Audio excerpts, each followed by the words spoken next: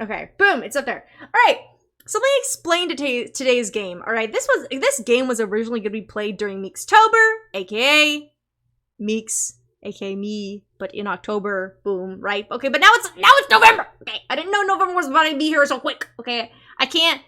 The games that I played were long, and I didn't even get through most of them. Okay, so anyways, I decided why not start a new game rather than finishing the old ones. So, today we're gonna play a game that I absolutely love. It is the most. I don't think I've ever played or known such an underrated game. All right, this game is incredible. I've played it before. I have not finished it. I'd like to make that clear. I have never finished this game, all right? But I love it. I haven't finished it because it's so long, but I am determined to finish this game on stream, guys. Don't let me lose it. Don't let me not finish this game because it's good. It's called The Letter. Go buy it on Steam. Support the developers. It's great, okay? It's really well put together. And it has it has voice acting in it. It has original music. It has like beautiful art and animated certain like animated scenes. And this game is not popular. Like nobody knows this game. So I have no clue why it's not a popular game. I think it needs to be a popular game. So get the word out there. Like go play The Letter. It's really fun and really, really cool. It is the by far the best visual novel I've ever played. Like it technically is a visual novel, but it just goes so like further than that. It's a great game. I love this game. I've never finished it though, so we're gonna see the ending together. But it's also long, so I'm not gonna finish it today. But it is a very, very good game, and hopefully you guys are willing to stay on the ride with me. Oh. Whew. Also, forgot to mention this. I should just have like a general. I forgot this. I haven't played this game in a many years. I should just have a general warning for like trigger warnings for like self-harm, suicide, blood, death, gore, general. I don't think it's overly so. Like it's not like Frambeau levels. But it definitely has those elements of horror. So if that's not your boat, leave now. As soon as the thing came down, I was like, oh yeah. Oh yeah. You know what? Let me edit the title really, really quickly. Sorry, you're not going to hear the music for a sec. Because I just want to make sure. Depictions of...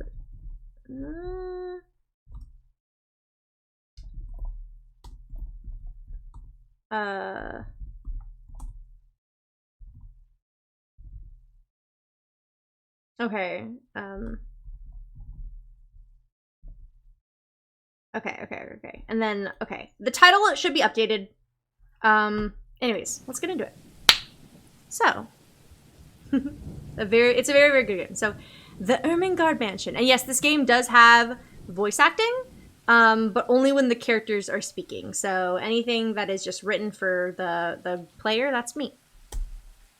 It was built for Lord William and Lady Elizabeth Ermengarde of Luxbourne, humble ambassadors of peace and beloved by their people. Both are well known for their compassion and generosity, never failing to extend a helping hand to anyone in need. Under their influence and wealth, what was once a small sleepy village grew to a prosperous and bustling town. However, the seasons of joy eventually ended when the good nobles perished at the hands of a great plague. Their riches and legacy were henceforth passed on to their only child, Lady Charlotte Ermengarde. The mansion has stood since the 1620s, a witness to a very long history of joy and pain. After Lady Charlotte committed suicide, the great house was eventually left uninhabited. And that is when it began. Surrounding villagers spoke of seeing and hearing unearthly things, of cries and howls that filled the nights, and hearsay of a mysterious woman roaming the hallowed halls aimlessly. People who dared enter its walls were simply never heard from again. Even after 400 years, these stories remain much like the house itself. Whispers about the once great house, its legend, and its curse still fall upon the villagers' ears. In spite of this, the current owners are convinced that these stories are nothing more than a hoax. With little regard for the truth, they had Briar Realty Corporation place the property back on sale. Like Pandora's box, the secrets that lie inside await to be discovered by brave souls. No matter what happens, take care to not be consumed by the cursed. Good luck. Ooh! Okay, Isabella. So in this game, you play as different people throughout the game. Our first person who we play is Isabella, are you there? Where are you? Queen. The first person we play as is Isabella. Also, was audio loud enough? I think it was, but I'll just turn it up just in case. Okay. Rose! Oh my gosh, Queen! Okay. Journal. So, okay, this is who we are, Isabella. Maria Isabella Grace Cruz Santos. Birthday, May 28th. Gemini, 26 years old, 5'2", okay, a little short. Occupation, state agent, nationality, Filipino, religion, Roman Catholic, education, finance undergraduate.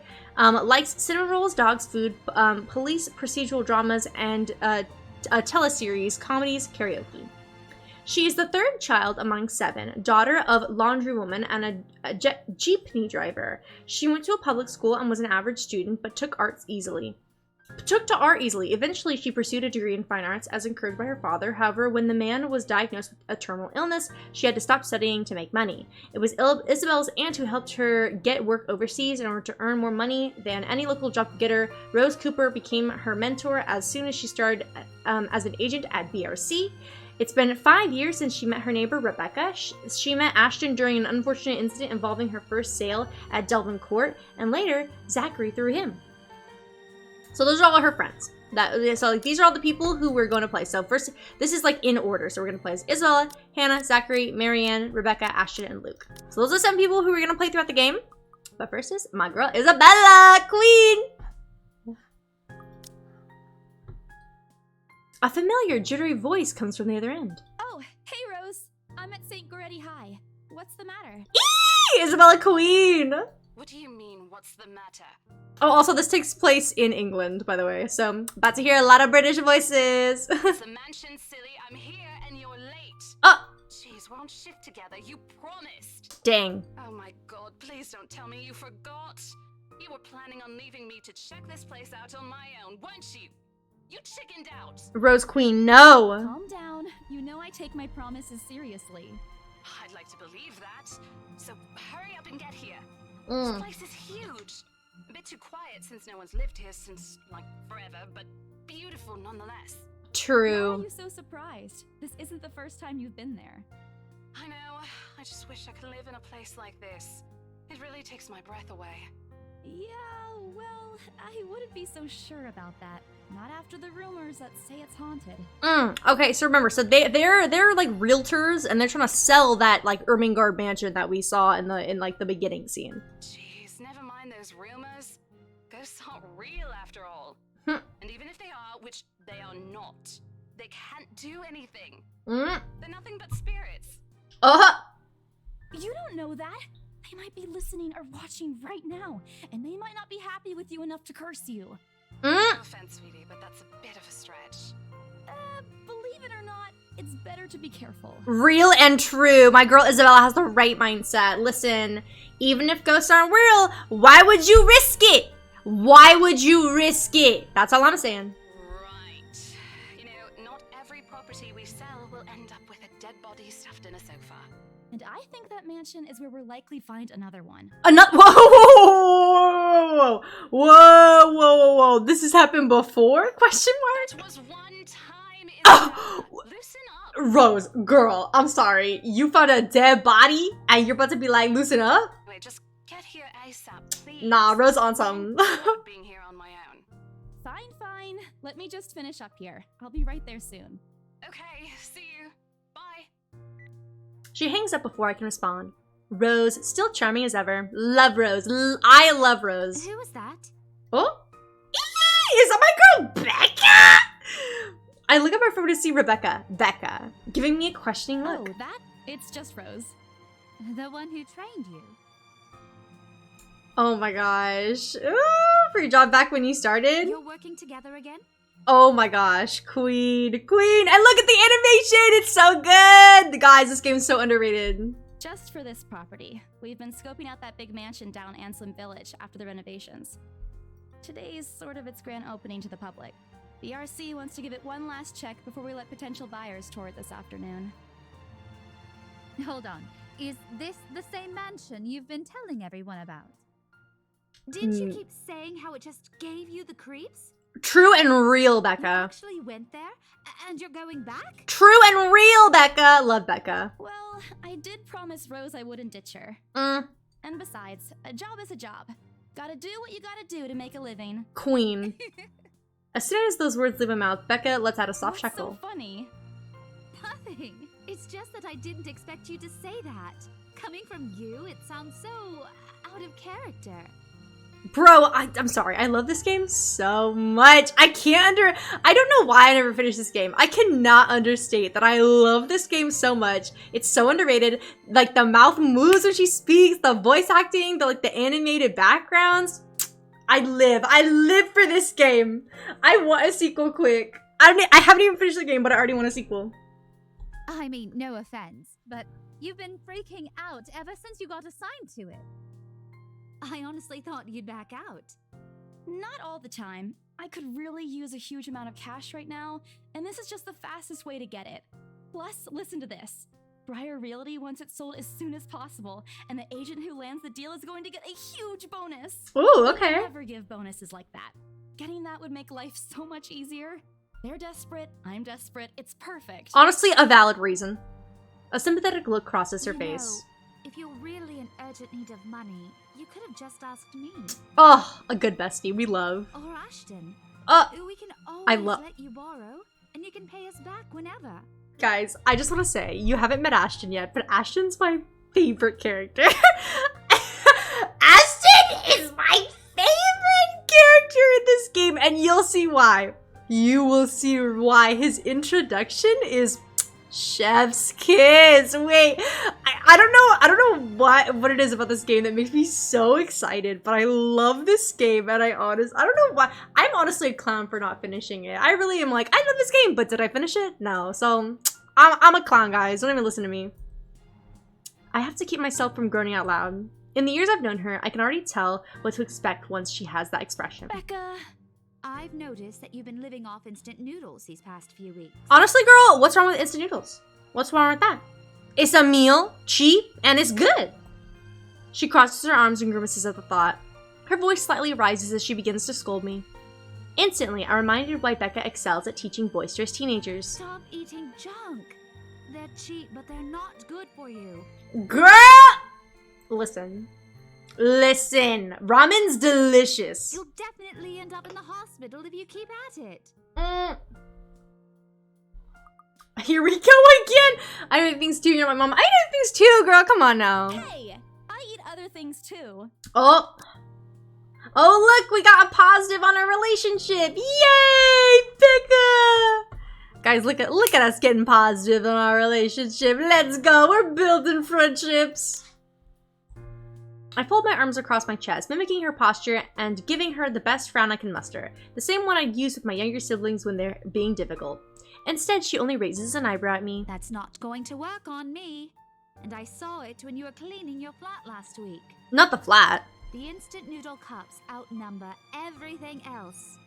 You're just exaggerating. Did you even see what's in my cupboard yet? I'm not just living on instant noodles alone. I've got canned beans, peas, tuna, ham, and even hamburgers in there. Becca's wrinkling her nose by the time I get to the end of the small list. She even went a little green on the last one. I would have laughed a little at that if I didn't know it would only lead to more reprimands from her. Aren't those the same ones you won from the grocer's raffle more than a year ago? Oh, I sincerely hope you're checking the date stamps on those things before eating them. I don't want a repeat of last year. Oh my gosh, bro, Isabella, why are there so many things like last year and again? And like, why have you always had like, why are you having multiple bad experiences from like finding a dead body in a house that you were like selling to a client, and now you're like you've gotten sick from eating like bad meal? Like, what is this? This is a pattern. In any case, those are still not exactly healthier choices, Belle. She shakes her head, possibly laughing at some funny, distant memory. When she looks up, I immediately brace myself. More words from her. Sometimes it's just better to let Becca talk until she's out of things to say. But then when she turns her attention back to me, there's only warmth in her smile. What am I going to do with you? She says this more to herself than me, her voice shifting to something kinder, even motherly if I'm looking for the exact word. I hope you know that it's impossible not to worry about you when you're like this. You don't have to keep eating the same thing. Didn't I tell you before? You're always free to reheat my leftovers. Ooh, honestly, yo! Okay, guys, I love leftovers. And you know what? I don't care. I don't care who knows it. Leftovers are good, and you already have a meal ready, just gotta heat it up. Leftovers are honestly, like, I feel like leftovers get a lot of, like, get a lot of, like, bad, like, me, like, what is it, attention. People are always like, oh, leftovers? Man, I hate leftovers. Nah. Thanksgiving leftovers? Yo! I'm so excited for Thanksgiving. Guys. Anyways, sorry. I know I keep on pausing. Thanks, Becca. I really appreciate it, but you don't need to keep babying me. You've been taking care of me since after I moved here. You have to take a break sometime. And before you ask again, no. You know I'm not a fan of borrowing money. And I'm not going to ask you to give me what you earned hard for yourself. You and your pride. But suit yourself. The offer stays on the table, though. I nod in response, if only to get her to drop the topic. But I'm pretty certain I will never take that offer. Ever. It is like I do with the pride.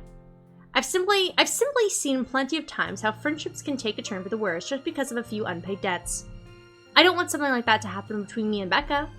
We may argue about a lot of small, petty things, but she already feels like a real sister to me. I don't want to lose that friendship over something so trivial. Becca's movements when she takes a quick glance at something behind me snaps me out of my thoughts. Well, enough chit-chat. Lunch is ending, and my students will be back any minute. We can catch up later. Good luck with your clients. You better treat us to lunch or something if you get that sale. You bet! With a small smile, she returns to her desk and begins sifting through the pages of a rather thick history book. She's probably working on next week's lesson plan. Or trying, at least. Good luck to her, man. Being a teacher's hard. Her eyes are distant and she doesn't seem too attentive to whatever is on the page. Ooh. As if she heard my thoughts, Becca starts coughing heavily. Her hand hastily goes to her mouth to stifle the sounds. Girl, you got the vid? This is precisely why I followed her here. For someone who makes a habit out of worrying about other people, Becca sure forgets how to take care of herself. Hey, you sure you can manage on your own? I mean, you're still a bit feverish. Hush, dear. Don't you worry about me. I'll just drink some medicine and I'll be right as rain. Will you? I level her with a flat look. She had had a cold for a couple days now, something about the strange weather not agreeing with her lately. And despite my advice to take a week off and rest, I found her apartment empty when I dropped by this morning. She even left the medicine her doctor prescribed. Look who's being stubborn now. You shouldn't be working right now. Seriously, you big baby. I'll be fine. For now, just go to work and stop making that Rose girl wait for you. I'll call you if I still feel bad, and you can come pick me up if it makes you feel any better. She offers me a reassuring smile, and I can only sigh. Why do I even bother? There is no stopping her once she has decided on something. Defeated, I reach inside my bag to pull the same bottle of medicine she left earlier. She looks at it wearily when I place it in front of her. Unfortunately for her, this is one thing I'm not letting her have her way. All right, but don't forget what the doctor said. Drink this on time. I'll see you later, okay? There's an amused gleam in her eyes when she shifts them back to me. Look who's playing the mother hen now. Rebecca! Okay. I won't tease anymore. I'll make sure to drink it, Mom. Before I can retort, she casts another look at the clock. I take that as a sign to finally end the conversation and my short visit. With a small wave, I leave her alone to her classroom and her thoughts. Becca Queen. October 21st, Friday, Lexington City afternoon. I hail a passing taxi to take me to the property as soon as I leave the school grounds. The mansion is some ways out in the countryside, but I don't have trouble giving the driver directions. Apparently, everyone in Lexington City knows of it, including every bit of rumor surrounding the place. In fact, just the mention of its name is enough for locals to give you cautious, sidelong glances. I learned that the hard way the first time I commuted there, and it only boosted my belief that there's something more to the house. Even the news of it being renovated and placed back up on the market has caused quite a stir. Thankfully, it died down a few weeks later. The place would have become a lot harder to sell otherwise. I avert my eyes from the window once the buildings shrink in the distance. We get a glimpse of the countryside soon, although a quick glance at my watch tells me we're still a few minutes away from our destination. Might as well get some work done. Rose did ask me to review the mansion's documents. I already looked them over last night, but you never know when things may go wrong. Life has ways of messing things up like that. Halfway through reading the papers, my phone rings again. I pick it up without looking, neatly tucking it between my ear and shoulder. It's probably just Rose again anyway. Rose?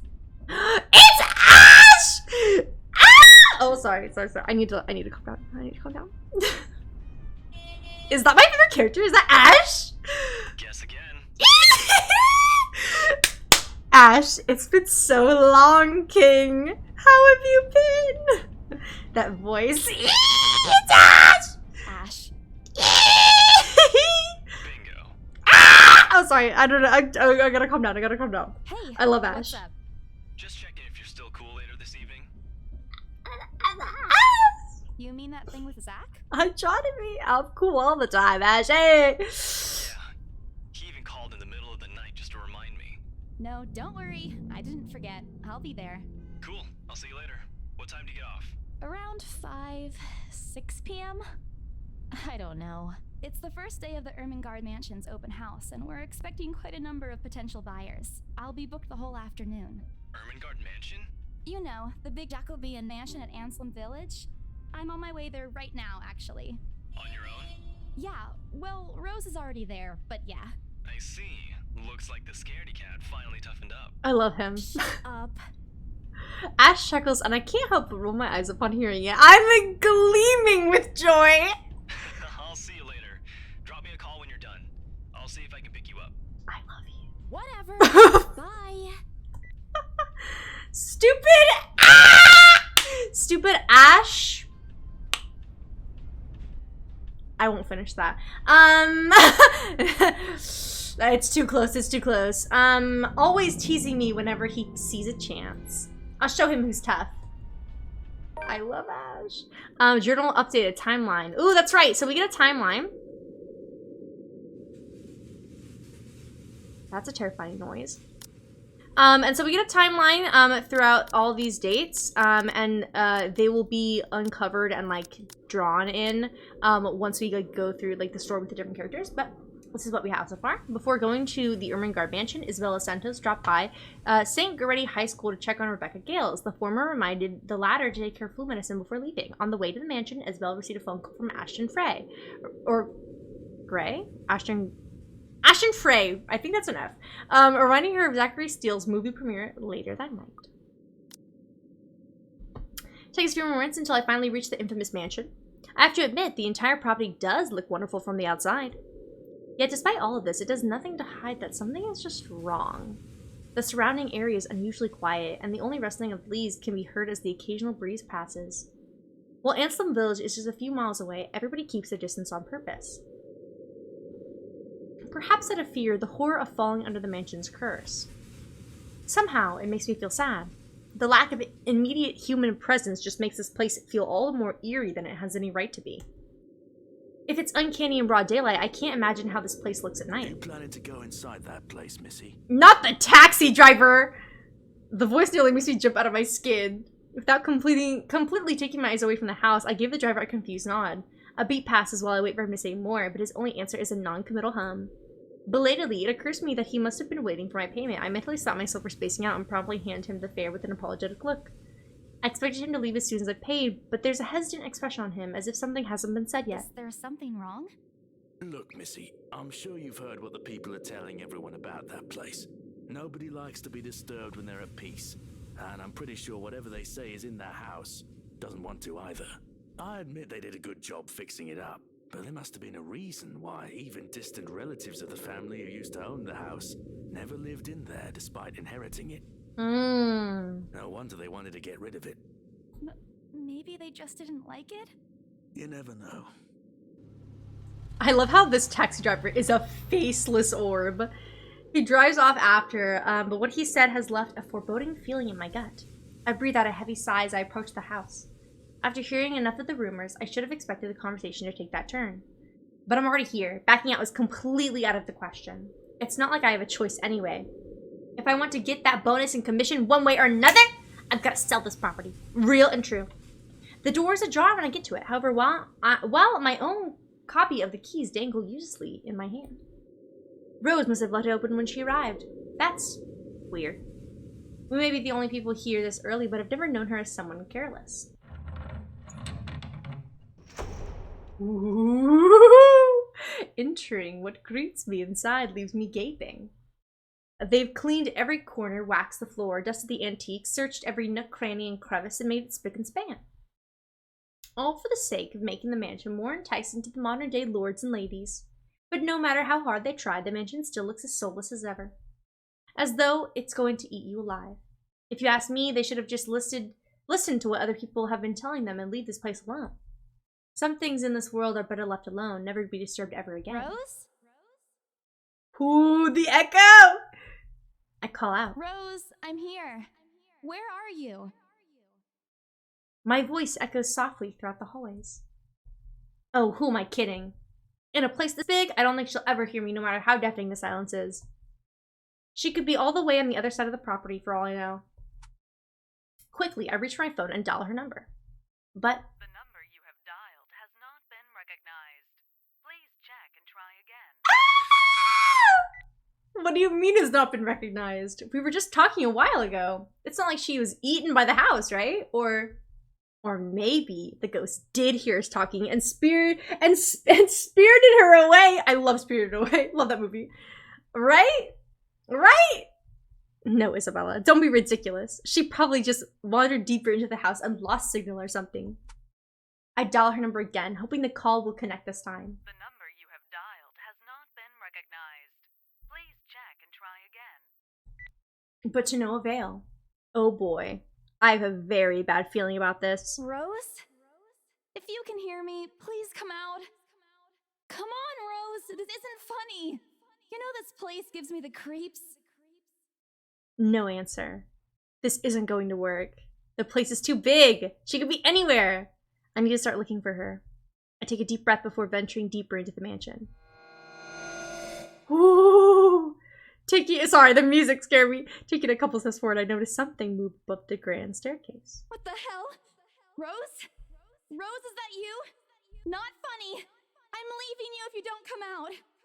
Not coming out, huh? Fine, I'm going. Okay, that's a lie. She's my friend. I can't really leave until I know she's alright. Growing desperate, I try to contact her number again. Come on, please give me something. Please, Lord. Yes, finally! Hello? Hello? Rose, I'm here at the mansion. Where the hell are you? She doesn't respond. There's also heavy static coming from her side. I sincerely hope it doesn't get cut off again before I can get an answer from her. Rose, come on. Where are you? A few moments pass until the static eventually starts to quiet down. Oh heck. What? The attic? Why? Got cut off. Oh man, do I really need to go there? Me. With how deep inside the mansion the attic is, there's barely any signal here. No wonder I can't contact her. But why is she there? Out of all places, she just has to make me go fetch her in the creepiest room of this place. Is she doing this to get back at me for being late? Whatever, I'll just go. The sooner I meet up with her, the sooner I'll feel better about being there. Or here. I carefully make my way up the staircase. My legs wobble as I mentally curse the fact that I've chosen real estate instead of picking a career that doesn't involve strange abandoned houses. Upon reaching the top, the grand hallway greets me. Oh heck. Oh heck, we're getting into it now! It branches out to the two major wings of the mansion, the east and west wing. There are two attics here, one on each side. But the east one has been converted to a storage room of sorts, and somehow I find it least likely for Rose to wander there by herself. Besides, she never did like going into stuffy storage rooms. So I head to the west wing first, where a simple wooden door at the end of the hall opens to a small room. Inside is another set of steps leading to the second attic. Unlike the grand staircase, though, the stairs to the attic are steep and narrow, made of old stones and covered with a thick coating of dust that kicks up into the air with every step. Thank goodness it's still daytime. If it wasn't for the light streaming through the door behind me, I might easily stumble and fall. With how old the place is, there are no light fixtures to illuminate the cramped passage up.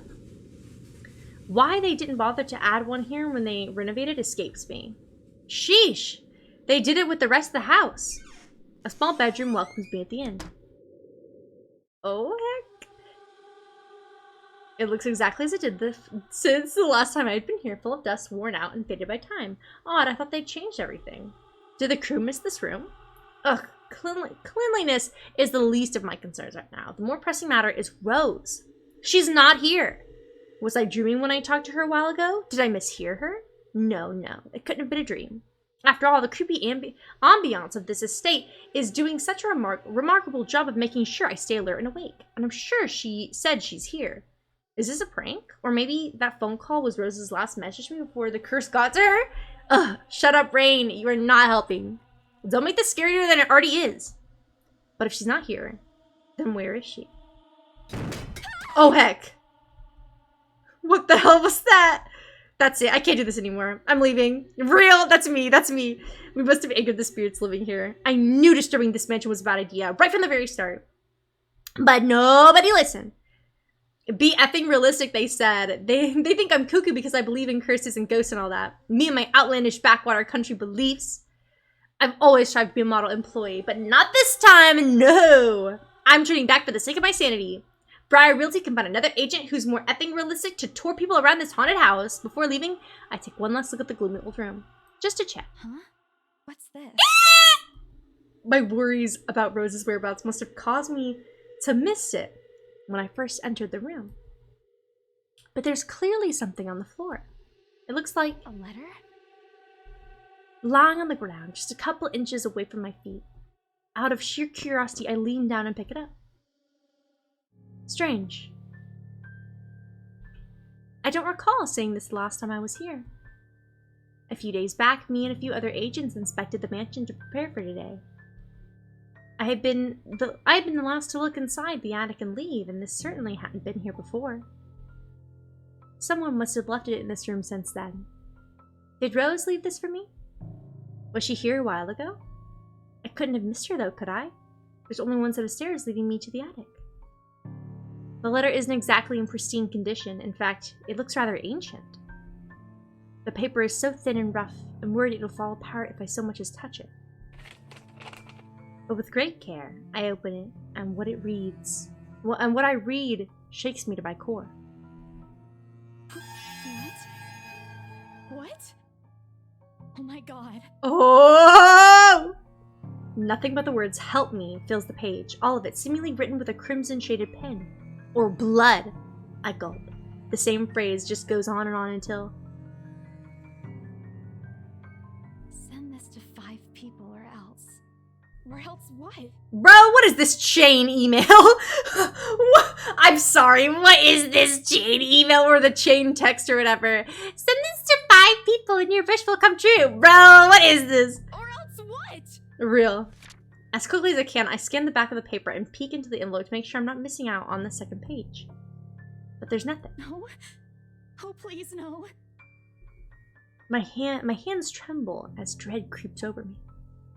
The room is suddenly getting colder. I need to get out of here. Folding the paper in half. The sight that greets me next has me frozen on the spot. I forgot about that part! Yo, I'm stressing. Yo, I'm stressed. I forgot to mention this game has quick time events. So I'm kind of scared right now. A pair of blood-soaked feet enters my field of vision, covered in gaping wounds, with skin eaten away to real flesh, bone, and all manner of things. It's too much. All of it's too much. I want to cry, call for help, but the words catch my throat. Even my feet will move, completely paralyzed out of terror. Lord, please help me be brave and look up, close my eyes and pray. Oh no, I gotta look. Ah! Not in this situation. I gotta look. I need to face it. Whatever those people belong to, I need to face it. And if I'm going to die, if they're going to kill me, at least I'll know what my killer looks like. A cold comfort. So with a deep breath, I summon every ounce of courage I've left in me and shift my gaze upwards. Oh, that's terrifying. Please, don't hurt me. Yo, Yo, heck. Without thinking, I scrambled towards the door. I struggled to open it, but it won't budge.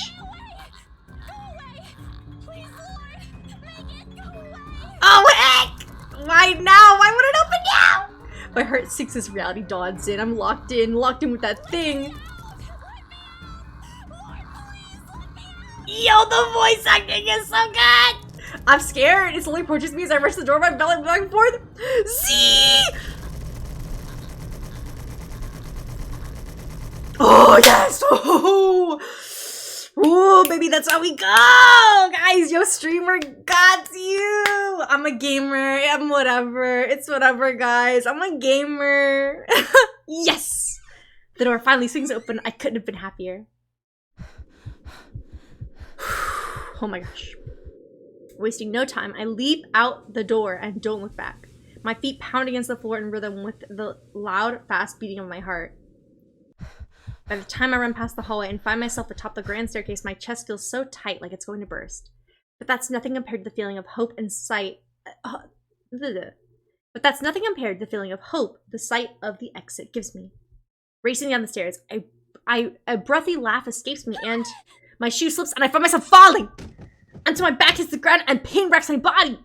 Yo. Oh my gosh! My head grows fuzzy and my vision dims as I fight to stay conscious. Go away. The last thing I see are those feet before all I know is darkness. Oh no, not my journal!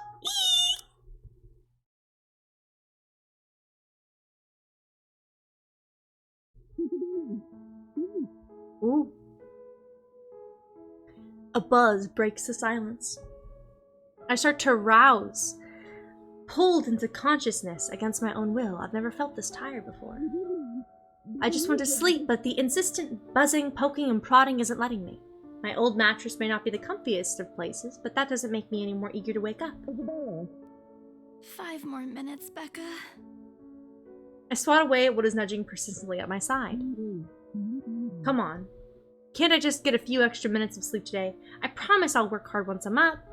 A hand lightly taps my cheek and something cold is suddenly being pressed at the back of my head. The icy sensation slowly spreads throughout the area, giving me an uncomfortable feeling.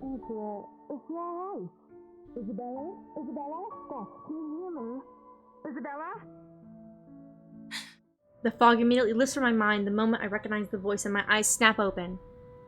There, looking down at me, is Rose. Rose Queen! Another woman loiters beside her, but my attention is too focused on my co-agent to even ask why there's someone else with her. Rose's posture just screams worry, although she's keeping a straight face, or trying at least. I can't help but feel bad for making her fret.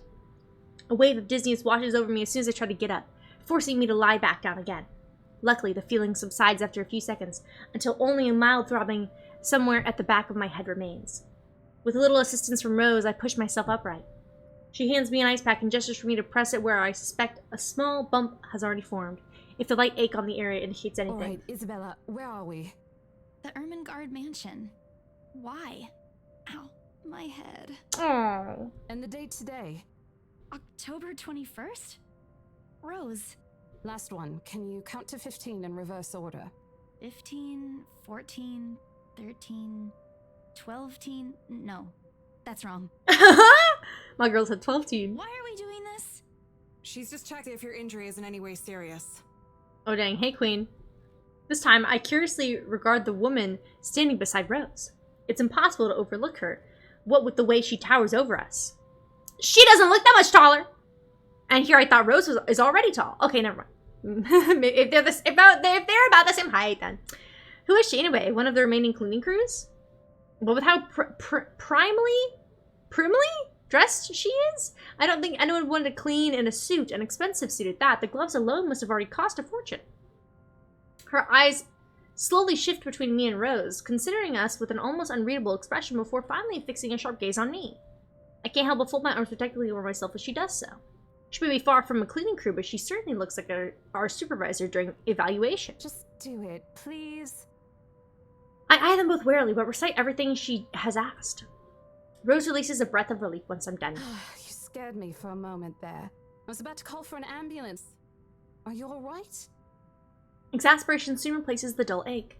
The memory is a little fuzzy, but the attic and... There was someone, Rose. In the attic. Someone? You mean a client? Oh, that's unlikely. It's probably just one of the cleaning crews.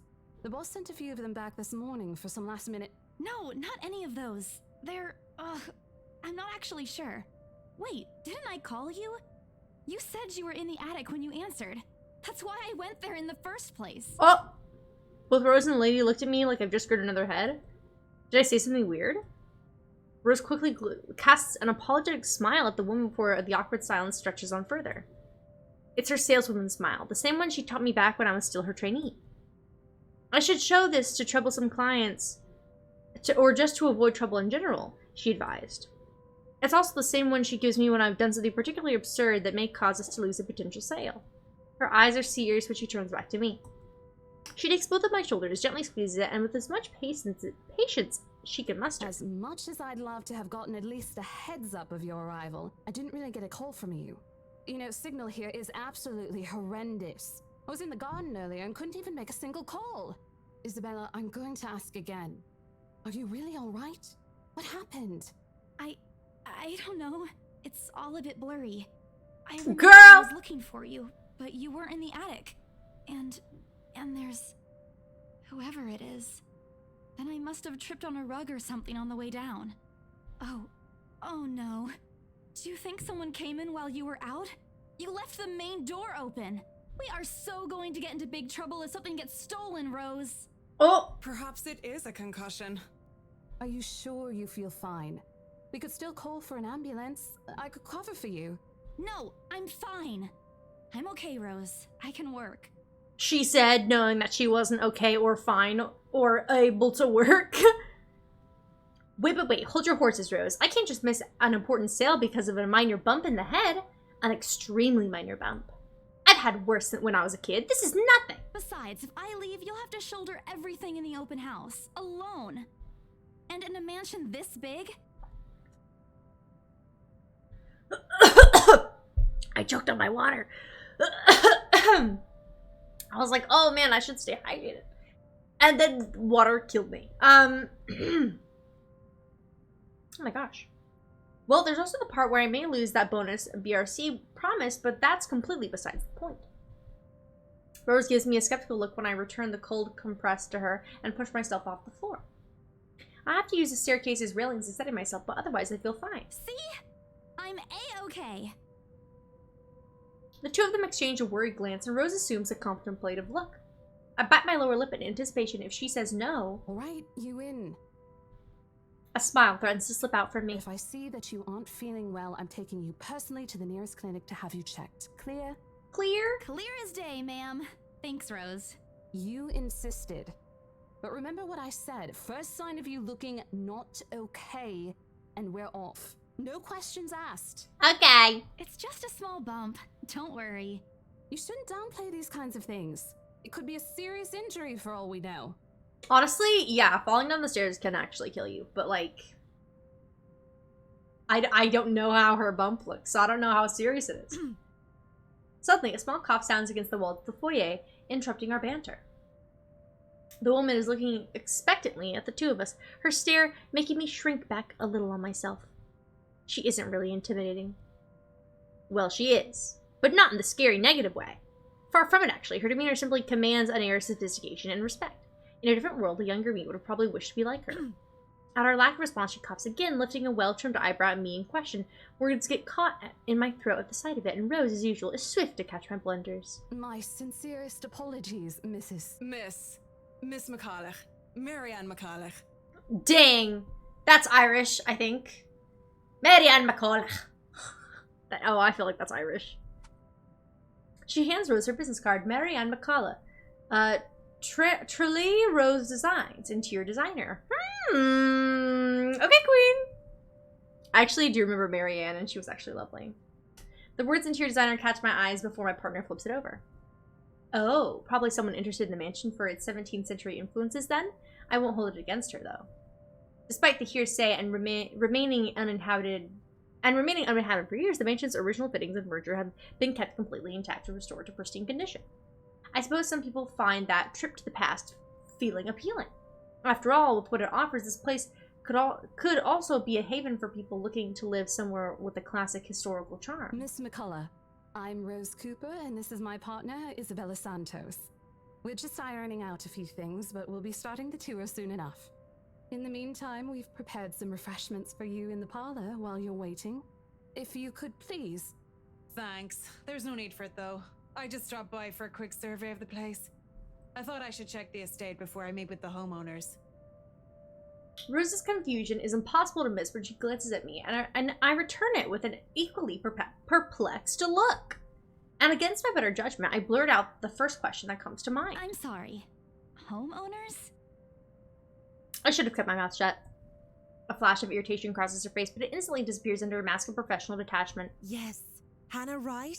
She hired me to handle the interior design for their new home. This is the Ermengarde mansion, right? It is, but... She pauses, possibly trying to find the right words to fix this awkward situation without offending anyone. Yeah, because they're still trying to find an owner. They're not owners yet. Suddenly, Rose nudges me with her elbow. We'll check with the supervisor. I don't know. From what I've learned in life, you never say I don't know. Because that does nothing. So, we'll check with our supervisor. Oh! Yes, that was good for Marianne! Oh, queen, look at her go. Those few moments have given me enough time to clear my head of any nervousness or confusion clouding it. It is, ma'am, but we weren't aware the mansion has already been sold. What do you mean? I almost flinch when she turns her gaze on me, but I stand my ground. Besides, it isn't like I haven't dealt with awkward situations like this before. I may screw up at times, but that doesn't mean I haven't learned a thing or two in the 5 years I've worked in the business. The mansion is indeed for sale, ma'am. Today's the open house, in fact. However, we haven't heard anything from the higher-ups that a deal has already been closed for this particular property. If you'd like, my co-agent and me can check with them right now. She nods, seemingly in deep thought after I've finished. She appears to be a reasonable person anyway. Given the proper explanation, she'd surely understand. I thought something looked odd. Excuse me, I need to call my secretary. Thank you for your assistance, Miss Santos. With a slight wave of her hand, she leaves us. That seems to be the end of it. Both Rose and I breathe a sigh of relief. Disaster averted. I also don't miss the thumbs up she gives me for doing a good job, and I can't help but swell with pride. Still, I've already prepared myself to dial the number of our Luxborn office and check even if she didn't ask for it. I'll be very frustrated if, for some reason, something has already been decided without my or Rose's knowledge. That's a whole new level of unfair. We've been working hard on this. Moments later, Miss McCullough returns, looking a little frustrated, but with an apology clear in her face. I feel a little sorry for having to go through all this trouble. There seems to have been a little misunderstanding with my client. If you'll allow it, I'd like to stay and wait for them here. I was informed they'll be dropping by for the open house today. I figured it'd be a waste to just leave after that long drive. I might as well meet him here. Valid. Certainly. You could stay at the parlor in the meantime, ma'am. I'm sure it won't be long before our guests arrive. And, Isabella? I left a few documents in my car. You know where I keep those. Can you please get it for me? Rose takes a glance at her wristwatch before tossing me a set of And keys. hurry. We've still got a few minutes to double-check those papers. Okay, got it. The two of them disappear behind the parlor's door.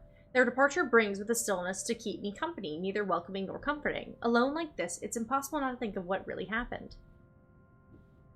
I wish the memory isn't as elusive as it normally is. Then again, Rose already said she didn't receive any call from me.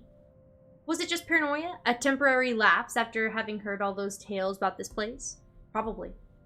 I want to think of it as such. Better to think of it as such so I can work in peace. Except a small part of my mind begs to differ, and if I'm going to be completely honest with myself, I want nothing more than to leave this place as soon as possible. I don't know what's in this house, and I don't want to know. The keys Rose have just handed me dig into my palm, its jagged edges creating shallow ridges on my skin from how hard I'm clutching it. It's a reminder of what I still need to do and why I've taken this job in the first place.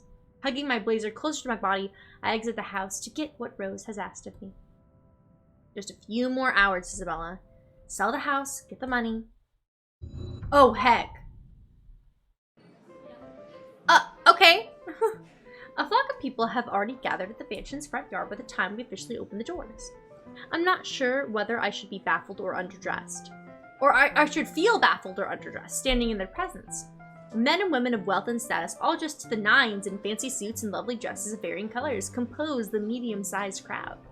Their necks, arms, and fingers are adorned with silver and gold, glinting in the afternoon sun, some even ridiculously fancy feathered hats on their heads. I really hope there aren't any magpies living nearby like in the stories. Those birds will have a field day in this. They are murmuring among themselves, looking at the estate's facade appraisingly, with some arguing about whose mansion has a superior architecture. But most of it stops as Rose calls for their attention. They don't look too pleased at being ordered around, but what can they do about it? Ladies and gentlemen, I'm Rose Cooper. Rose Cooper Queen! Isabella Santos. Yes, I'm a queen! Isabella Queen! We'll be taking a tour of the mansion in 2 groups. Please make sure you filled up our sign-in forms before joining a specific group. Those who want to look around the first floor, please follow my partner. I'll be guiding the ones who wish to see the ground floor. Alright, I forgot that in England, they call the second floor the first floor, and the first floor the ground floor. Hearing this, a few wander to me. They are mostly old ladies who seem daunted at the idea of climbing all those stairs. Miss Bacala also joins our group, but what really catches my eye is the elegantly dressed pair she approaches. It's so nice to finally meet you! When Chief Inspector Lee mentioned that a famous interior designer is in town, I knew I had to get you. Your confidence in my skills is very flattering, ma'am. I'm sure you won't disappoint, Marianne. Oh, you know each other? Not at all, ma'am. You mentioned something about a Marianne on our way here, darling? Oh, yes, I think I did. Okay. Interesting. Ah, they must be the clients she was talking about. I might have seen their faces somewhere before, some magazine or the television, I can't quite remember. But then again, most of our guests have likely ended up on the news one way or another. I won't be surprised if these two already have. For people who are popular, though, they aren't dressed as loudly as the others, and in their simplicity, the couple stands out. The woman, in particular, is stunning enough to turn the heads of most people in my group, especially the men with wandering eyes. The guy standing beside her doesn't seem to mind, though. And if I'm going to be a bit bolder with my assumptions, I'd say he's basking in the attention. Both of them, in fact. Listen, that man looked like a regular Malfoy, not even gonna lie. He literally had the slick back, like, what is it? What is it called? Titanium blonde hair. Literally. He's a Slytherin. Those green eyes, I know he is. Rich, I know he's a Slytherin for real. I think they are. If I knew any better, I'd say that's Malfoy. I'd say that's Draco. I think they're brother and sister if it wasn't for their public display of affection. The matching rings on their fingers just cement the fact that they are indeed a couple. Whatever. Couple or not, what's important is we get this deal closed before the current owners can even think of canceling the listing. I just hope one of the people in Maya Rosa's group is brave and generous enough to buy this mansion. And so, with papers in hand, I lead the way. When they aren't whispering among themselves or going ooh and ah over one thing or another, they ask questions. From how the restoration process went to the history of the place, I answered them all.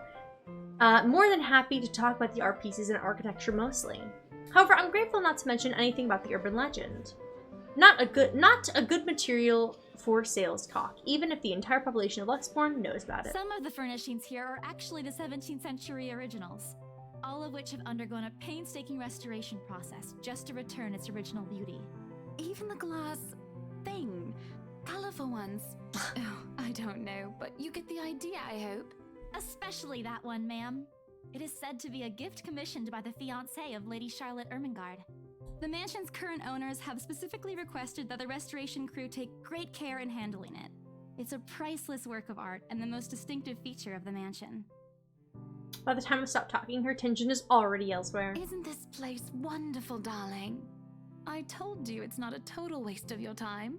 I don't know. Isn't it a bit too small? We might have to break a wall down to have more room. What? Well, I think it is just right. Don't you think so, Marianne? It is splendid, ma'am. But isn't it a little too early to make plans when no deal has been signed yet? Never mind that. It isn't going to be a problem. We've got a wonderful legal team to handle everything. Start taking notes, though. I think I've got a few things I want changed before we move in. The rest of their conversation gets lost in the chatter of our companions. I don't want to make any assumptions yet, but their sheer interest is enough to give me some semblance of hope. Oh, please, please, please let these guys be the one. Eventually, our group reaches the kitchen. Oh, very cute kitchen. Much like the rest of the house, a great deal of effort has been put in the retaining of Broom's classical appeal. The open hearth at the end of the room in particular looks amazing, like the ones I've only seen in fairy tale books. And mad props to the cleaning crew. Seriously, after overhauling hundreds of their complaints about the soot and tar staining the bricks and how much of a pain in the cleaning this will be, they still managed to pull this off. Or make it look presentable, at least. The highlight of the room, however, is what's underneath this hatch here. Oh! Oh, don't say anything yet. An underground wine cellar. Wow, King was ready with that one. This is the first time the guy in the gray speaks up. Mr. Luke writes? My memory supplies from the forms they signed earlier. Not a Luke. His sudden attentiveness catches me off guard. Since the start of the tour, only his wife has shown any form of genuine interest in the place. Oh no. My boy's an alcoholic. I already know. He said, wine cellar? Say less. But this time, something lights up in his eyes at the mention of the undercroft. Ah! What's so interesting about a basement? I really don't understand rich people sometimes. Right now, he just gives me the impression of a child who has seen what he absolutely wants for Christmas. I've always found it cute whenever I see children act that way, my younger siblings especially. On a grown man, it's almost funny. Yes, sir. It could house around 7,000 to 11,000 bottles of wine. Oh my goodness. Why would you need that much? Who was drinking that much wine? Who? Truly. And the room, how was it built? But why am I even asking that? This man's rich and probably alcoholic. He's ready to drink 11,000 bottles of wine, you know what I mean? The bricks that were used to build the cellar have been carefully picked for the purpose of maintaining and preserving a constant temperature and humidity in the room. It's a good place to keep your private collection in if you have one, sir. It keeps the corks in good condition. Oh, love. Didn't you say before that you wanted to make your own personal vineyard? Perhaps you could start one here. You know we're going to need space for that, darling. And this isn't big enough? If it's space you're worried about, sir, the Ermengarde mansion sits on a 46-acre lot. There's plenty of room for it. We were told that the original owners had a horse stable built here before, too. Oh, shoot. There's a contemplative expression on Mr. Wright's face, but he didn't say anything further. His wife, however, seems really pleased that he has started to show interest, if only a little. I smiled to myself. I may not completely understand how these people's minds work, but I sure as hell know how to spot a buyer with sincere interest. Score. I can't wait to tell Rose. The rest of the tour goes by without a hitch. After more than half an hour, we're able to cover almost every room in the ground floor and are heading to the parlor. Funny, the first time BRC had us survey the property, I kept complaining to Rose how big it is. Now I can't even bring myself to care no matter how much my feet hurt. Maybe this is just my excitement over a possible sale. We reach the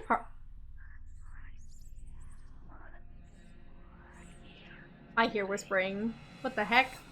When we reach the parlor, however, an odd feeling washes over me. It starts off as small goosebumps on my skin, a feeling of being watched intently. Whispers in my ear and shadows dancing, lurking in the corner of my vision. Dark silhouettes that are gone when I turn to look. A chill settles down my spine, making me feel sick, and I start to break out in a cold sweat. I can't do this. I need to sit down for a moment. The old ladies in the group have been requesting for a break anyway. If I can just... Excuse me? Everyone? We will be taking a 15-minute rest here before we visit the first floor. In the meantime, please help yourselves to the refreshments and snacks we've prepared. If anyone has any questions, feel free to approach me. I'd be happy to help you. I let them sit while I retreat to a quiet corner to recover. It's not what you think. Don't think about it. It's not what you think. I probably just caught Becca's cold. Don't think about it. I'm left alone for a good while, the same words spilling out of my lips in a silent prayer, until a hand taps my shoulder. Hello, you there? Yes, ma'am? Oh, look at you. Having to show a group around a mansion this big must be exhausting. Honestly, yeah, my feet would be tired as heck. Not a problem, ma'am. I'm just doing my job. What a hard worker. Anyway, Isabel, right? Isabella, actually. But yes, what can I help you with, ma'am, right? Please, just Hannah. Call me Hannah. Hannah? Girl, I'm gonna call you Hannah. Thank you. I just wanted to ask, how soon are we able to move in? My brain completely stops. The sick feeling plaguing me is suddenly gone, replaced by utter bewilderment. Is this a joke? She looks at me expectantly as I struggle to come up with an answer. Wait, ma'am, you see, but we haven't even negotiated a price yet, ma'am. We haven't even finished touring the rest of the mansion. A sale would be great and all, but... She stops me from speaking any further and puts a hand on my shoulder. For a moment, with her tight smile, she looks as if she's tasted a particularly sour lemon. Oh, please, sweetie, don't insult me. Money is not a problem. And, just between you and me, this place is better off with us than with some old lady who'll probably just fill it up with cats. I mean, to each their own. I personally don't think there's anything wrong Right, queen! I'm sure there's more than enough space here if you want pets. Real. Perhaps I'm still not feeling well, but really, what's wrong with cats? More importantly, why is she talking about moving in already? Well, I'm more of a dog Real. person. Actually, okay, I am more of a dog person. But come on now. Oh, hi, King Saw. Gosh, I'm so late. Sorry, I had something really important for school. King Saw, never apologize. It's totally fine. You don't need to ever apologize for like not coming to a stream or quote unquote being late. There's no such thing as being late. I mean, maybe if you wanted continuity for the game I'm playing, then maybe. But but there's really no such thing as being late. Like, it's not the same thing as like being late for an appointment. What I'm trying to say is, you're good, King Saw. I'll just explain this really quickly for you and any other like new viewers coming in. So basically, we're playing a game called The Letter. I've played this game before. I have not finished it because it is a very long game, but I love it. I think it's a super underrated game. I think it's lovely. It is really, really beautiful animated backgrounds. The characters move and speak. It has voice acting. It has like multiple endings. Like, I don't understand how this game is not popular, because I randomly found it one day and it's amazing. Have I ever finished it? No, because it's really long, but it's really, really, really, really, really good. And I recommend you guys either play it or watch me play it. Hey! But yeah, it's a bit of a spooky game. I was gonna play this during Meekstober, but I couldn't find the time. So I'm playing it now because I love this game. Yeah, this game looks really cool. Yeah, so basically we're playing as Isabella right now. So this is her journal and of like what's happened. So far, girl came in, we had an interaction with a ghost, girl knocked her head out, she found a creepy letter, and now she feels like she's cursed. Yeah, she like fell down the stairs, she hit her head, and now she's a realtor. She's trying to sell this really famous, so basically, the whole horror aspect is kind of centered around this old mansion that they're selling. And our girl who we're playing, Isabella, there's 7 different characters that we play throughout the entire game. Our first one's Isabella. She is she works for like a property, like she's a realtor, okay? She's trying to sell this old mansion that is known to be like haunted or like known to like have like mysterious things about it. And currently we're trying to like, this woman and her husband really want to buy this house, and we're trying to deal with that.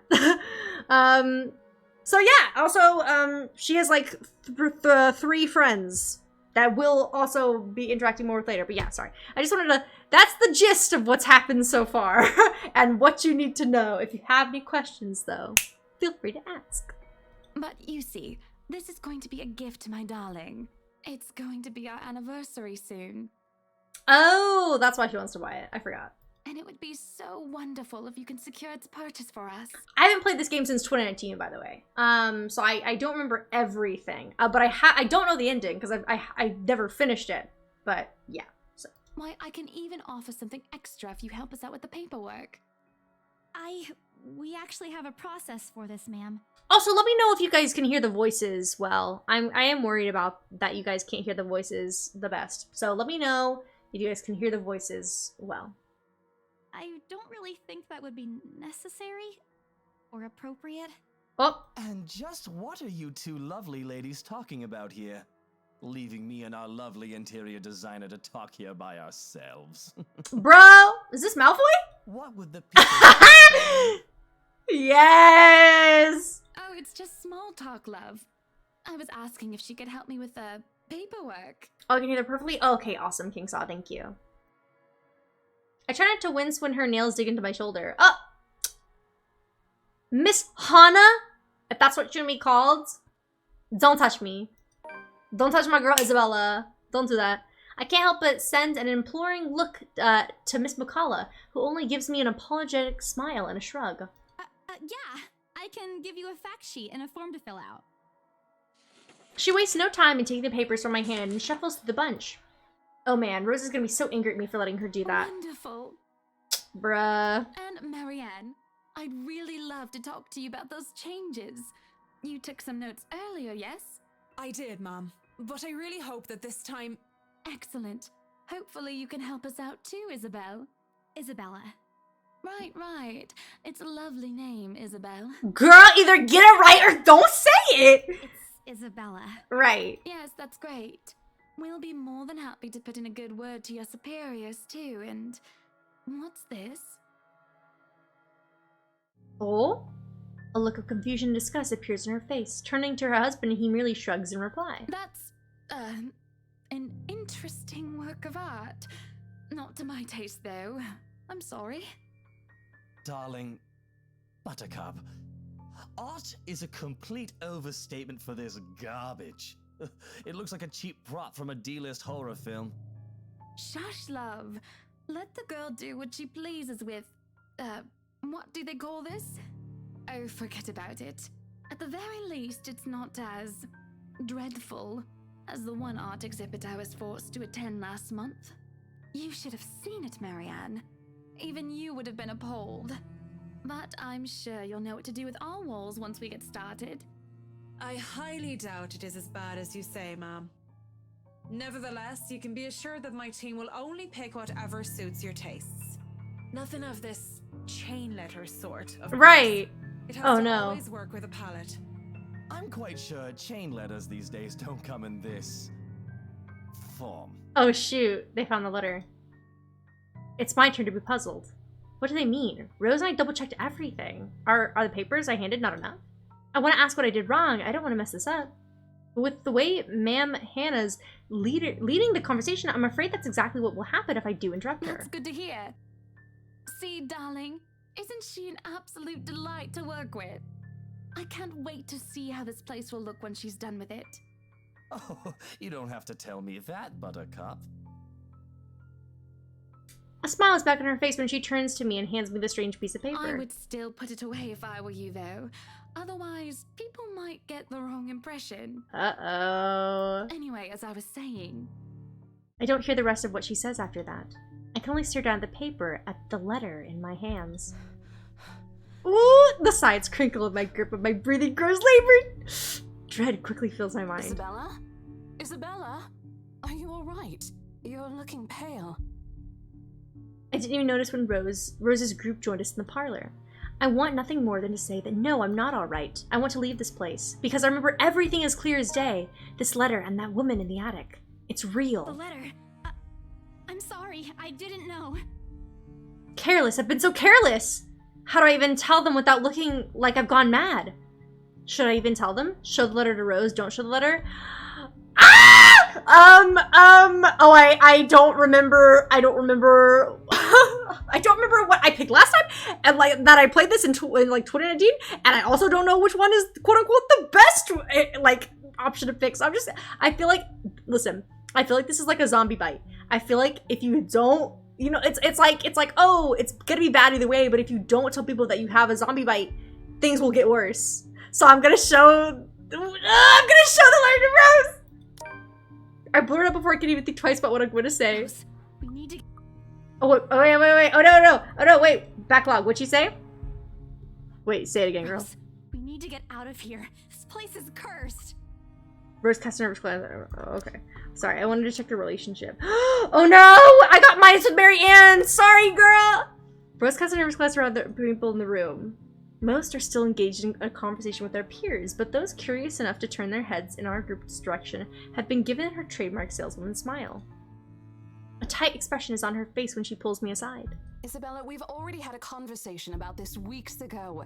Those are just stories. And I'm telling you that it's not. I saw something in there. It's not human at all. I thought it was just nothing, but isn't this letter proof enough? She gently reaches out to pluck the paper off my hand. Without even taking a glance at it, she folds it back neatly. Look, I'm really getting worried about you. I know you want to see this open house through, but your condition is more important. Give me a few minutes to wrap things up here, and I'll drive you to the nearest hospital. No! You don't understand!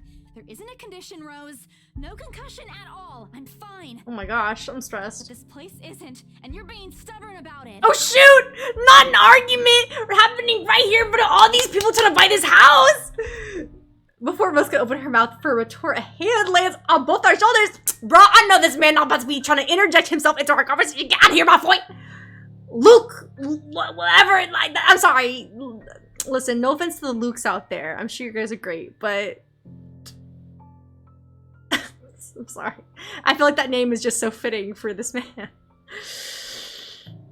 It's like you guys have like the joke about like anyone with like a J name is like the worst, is like toxic. Ooh, I'm sorry to the J name people. I'm sorry. That's the joke. Or like the meme or whatever. Luke Skywalker. No, real. Sorry, Luke. Before Rose could open her mouth for a retort, pulling the two of us a distance closer. Now, ladies, what seems to be the problem here? Bruh! Been hating Mr. Right. Nothing, sir. Also, hi, I Meme just had Junkie. to clarify a few things with my colleague. Well, it certainly seems intense. A smile fits the two of you better, in my opinion. Bro, this sexist? This sexist jerk! I know he really didn't pull the "oh smile" card. If you didn't know, that's like a sexist term to say to like a woman. Oh smile, because it's very like objectifying. Especially darling little Lily here. What? He gives my shoulder a gentle squeeze, while an inscrutable smile spreads across his face. It's Isabella, sir. Why? What? That's not even close. At least your wife got Isabel. You're not even getting the right first letter. Of course. But my point still stands.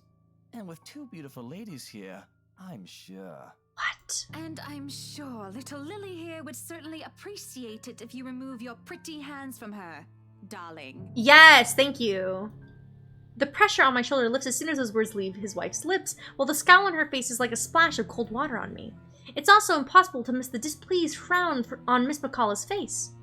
The realization that we might lose this sale because of my outburst instantly dawns on me. Rose will be beyond mad! I think I need to step out for a while. I'll be back. I'll be back. Bowing my head, I mutter a quick apology and gather my stuff to make a quick exit. It doesn't matter if this place is haunted or not. I've caused trouble, and Rose can be quite unforgiving of behavior like this. I'm almost at the door when she catches up to me. Isabella, wait! Queen, I'm sorry.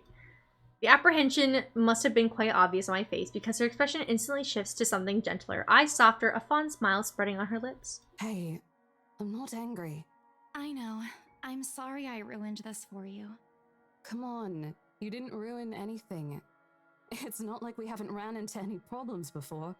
If we don't get a deal today, we can always try on a different day. And look. She hesitates, completely trailing off before shifting her gaze down to her hands, a small gesture to stall. Her fingers are fiddling with a piece of folded paper. It's that stupid letter again. My hands stiffen when she gives it back, but I take it nevertheless, more as an automatic response than any desire to have it back. Whenever I think of Rose, I think of that Doctor Who character with the same name. Oh my gosh, I love Doctor Who. Star Wars isn't real? Dang. Wait, okay. Wait, because Doctor Who also has a war in space. So would that also make it Star Wars? I'll stop. I'll throw it away if I can. But I have this nagging feeling that one way or another, one way or another, it'll find its way back to me, regardless of what I want to do about it. Rose, this is... You have to let them know about... I know you want us to get this sale so badly. And we've made a lot of plans on how to go about this. I mean, who wouldn't? This is the first time I've been assigned to a property like this. I've sold plenty of houses before, but nothing like what we have here. It's a beautiful house. I'd love to get one of my own if I ever win the lottery. Oh no, I hear that winning the lottery is so terrible. Apparently, like, a lot of people who won the lottery, like, have terrible things happen to them because, like, people find out, like, oh, they won the lottery. And so people, like, will, like find where they live and, like, rob them and, you know, things like that. But I think... Look, here's the thing, Isabella. If we are going to do this, work on something, I don't know, this big, I need you in top shape. And the way you are now... Wow. Don't flame me, Rose. Have you watched the recent Doctor Who episode? I haven't watched it per se, but I know what happens because I was so excited because my boy David Tennant came back. Yes. Okay, sorry. This is so off. Sorry. I know I should be like, Meeks, pay attention to the game. Okay. But I love talking about it because I'm so excited that my boy David Tennant. Listen, the girls that get it, and the girls that don't. That's all I'll say. The point is that my boy David Tennant's back in the role for at least 3 episodes. I'm really hype. A new era is upon us with Doctor Who. Anyways, for those of you who don't know Doctor Who, sorry, that makes no sense for you. Anyways, go back to the game. My mind stops. What? Wait. No, I can still work. I just need to get myself together. 3 episodes only though, the pain. Oh, real meme junkie, real. That's what you said earlier. I let it go because I thought, hey, it's your own body and you should know more than anyone how you feel. But after this, I really think you should take a break. You're kicking me out? Dang! No, I'm not. Look, all I'm asking is for you to take a seat somewhere I can see you, and let me handle this for now. You're clearly not yourself, and I honestly could use some time not worrying when you'll fall over or not. Dang. The day's not even over, and I'm already feeling the stress. Please, humor me just this once. She clasps her hand together in front of her, eyes pleading for understanding. And I do understand, to some extent. That doesn't mean I'll feel any less awful. Whether at myself, at the unlucky turn of the situation has taken, or for her, I really don't know. I promise I'll give you a full report of what happens after. I'll even let you take the lead tomorrow. Fine. Okay. I'll step aside for now. You're upset. A little, yeah, obviously. If it's any consolation, I won't tell the boss about today. You know how he is. Please don't. I don't want a repeat of the lecture I got during my first assignment. He called me a noob, and I don't even know what that means. At the memory burst into helpless giggles, earning a strange looks from the guests milling about the door. Talking and laughing like this, it's easy to forget any mishaps that happened. Little things you learn to appreciate, I guess. So, are we good? I'm still not okay with it, but Rose has a point. It's better for me to step out of this one for now. I won't be able to help you anyways if I keep getting distracted like this. Maybe I'll just take a walk outside or something while I wait for you to wrap things up. Please, just stay put. I insist. I'm not an invalid, Rose. You clearly have not seen how you looked earlier. It's not that bad. Color hasn't even returned to your cheeks yet. Just stay here, all right? Don't even think of going anywhere. Okay, Queen, I won't. Let me finish what I'm doing here, and then I'll take you back to Luxembourg myself to have that minor bump checked. Okay, Just Queen. wait for me to call someone who'll fetch you, okay? Okay. She's gone before I can voice one word of complaint. Okay, guys, I think this is when my favorite scene happens. I think this is when it happens. This is my favorite. Okay. I already said my favorite character in this whole game is Ash. I've already said that. But I think this is when my favorite scene of him, like, comes. So far, at least. A few visitors linger in the area, some merely enjoying the afternoon sunlight streaming through the stained glass windows. Others can be seen admiring the priceless antiques decorating the room. One group of elderlies gathered some ways across from me is occupied in a friendly banter about which one would cost more to buy. A little argument here, and occasional laughter and teasing there.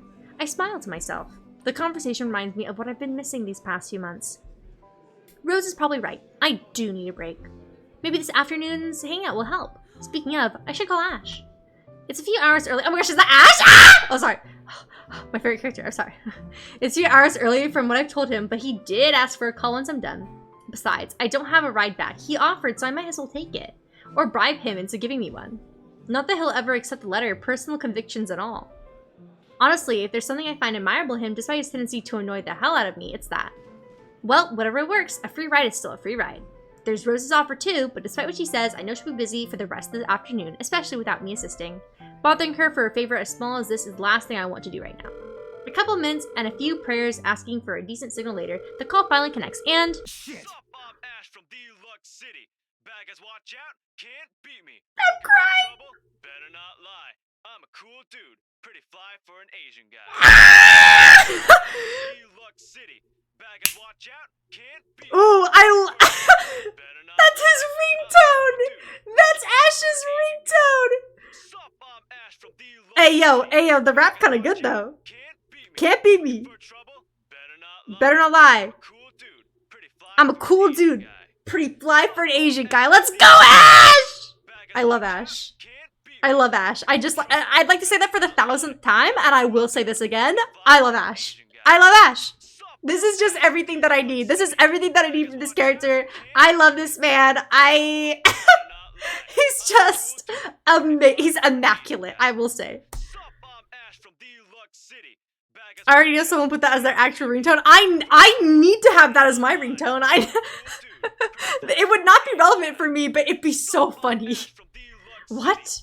How loud is this thing even? Ah, it's Ash! Oh, sorry. I got excited. A sharp ringing fills the entire hall, disrupting the pleasant quiet that is settled. Soon enough, heads begin to turn in search of the source, mine included. My eyes dart around the small crowd before zeroing in on a lone figure crouched behind the same group of old people checking out the decors moments ago. He's facing away from me, fumbling with something in his hands. Is it Ash? But I don't need to see his face to know whose back it is. It's Ash! Oh, I recognize that dumb parka anywhere without bothering the internet calling parts twist it! After what happened today, I'm really not in the mood to deal with this. All the times to... It's Ash! Ashton Frey! I love him! What happens next is something I'll surely regret later for not having recorded. Not the scream! He jumps, lets an undignified yelp, followed by his phone slipping out from his grip. It bounces from one hand to the other in his poor attempt to catch it before ultimately falling flat on the floor with a resounding clack. I kind of feel sorry for the phone. And the floor. But who is he? A celebrity? No, he's just a bestie. He's just one of her friends. But I love him. But I love this man. He's so golden. But some day you can catch someone like Ash off guard and get a reaction. Darn his stupid detective senses. Oh yeah, he's also a detective. Love. I'll take every ounce of victory I can get, no matter how small. Ha! An awkward pause passes between us. A blink, a cough. He makes a face. And then, in a too quick motion, he ducks and retrieves his abused gadget, while a grin threatens to break out from my lips. He doesn't meet my eyes when he straightens, but a flush has crept up his neck and cheeks. In another universe, where we haven't known each other for 5 years and suffering through his teasing isn't a day-to-day occurrence, chances are I'd find that adorable. What do you mean? Girl? Isabella? What you, girl? What you mean? He's got a cool king saw. That's an understatement. He is cool. He defines what cool is. Endearing even. Oh, Isabella Queen. Girl. Don't you be like, if we were friends, I'd find that cute, girl. You know you find that cute. Unfortunately, this isn't that kind of world. Oh. The way things are, I'm already content to see him out of his obnoxiously calm and collected disposition. Hello to you too, scaredy cat. I could stand to be greeted like a normal person, you know. I'm sorry, every time he speaks.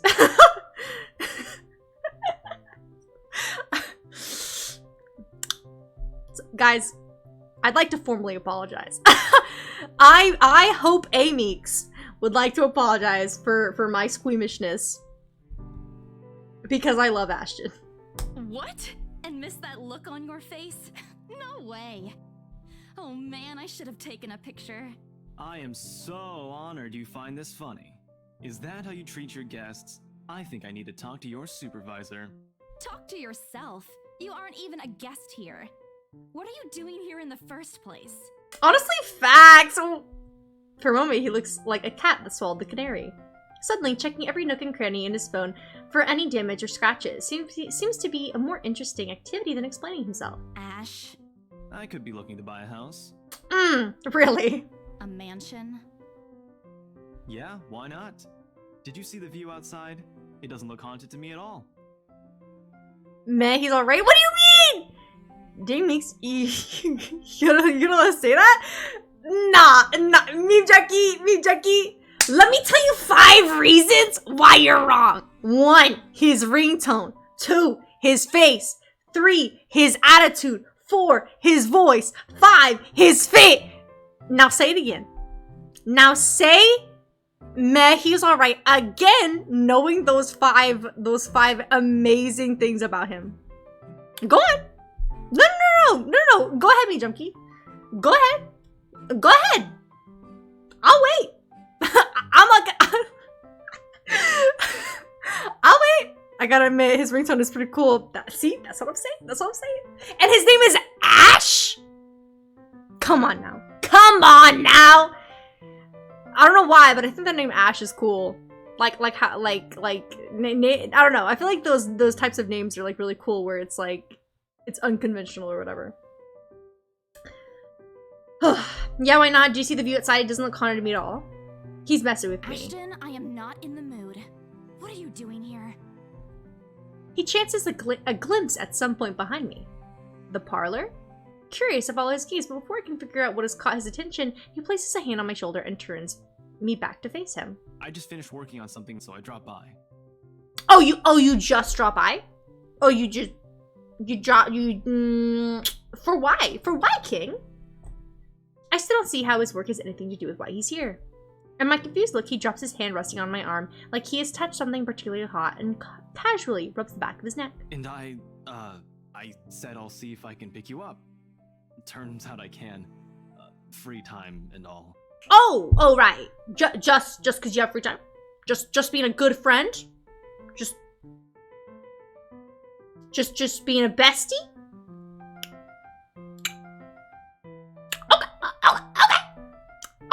Okay, Ashton. Okay, Ash. I know the truth, guys. Don't tell anyone that I know. But yo, Ash totally has a crush on Isabella. Anyways, I wouldn't know anything about that. You're actually right with all those reasons. You made me change my mind. He's below par. Meme Junkie, you're canceled. Meme Junkie. That's it. That is it. How dare you slander? The best character? Actually, to be fair, there's a lot of really, legitimately, I feel like I actually really like all of the characters in this game. But you know what? I'll let you see that for yourself. So here I am. Figured you'd still be busy, and so I roamed around for a while. Oh, you should have mentioned that sooner. I was about to throw you out. Throw me? Hey, I was given a pamphlet. I think that makes me a legitimate client. Oh, okay. We have mandatory sign-in sheets for clients, Ash. I didn't see your name on it. And you can't just roam around because it says open house. Normal people actually follow an etiquette here. I mean, why is it called an open house if you can't roam around? Honestly, okay, hot take? It's called an open, the house is open? You can look around, you know what I mean? Right, okay. I think I'll just go ahead and... No, wait. I wasn't really going to throw you out. Rose said, never mind. I was just about to leave anyway. Wait, what? Now? Something must have shown in my face because he pauses and gives me a long, hard stare.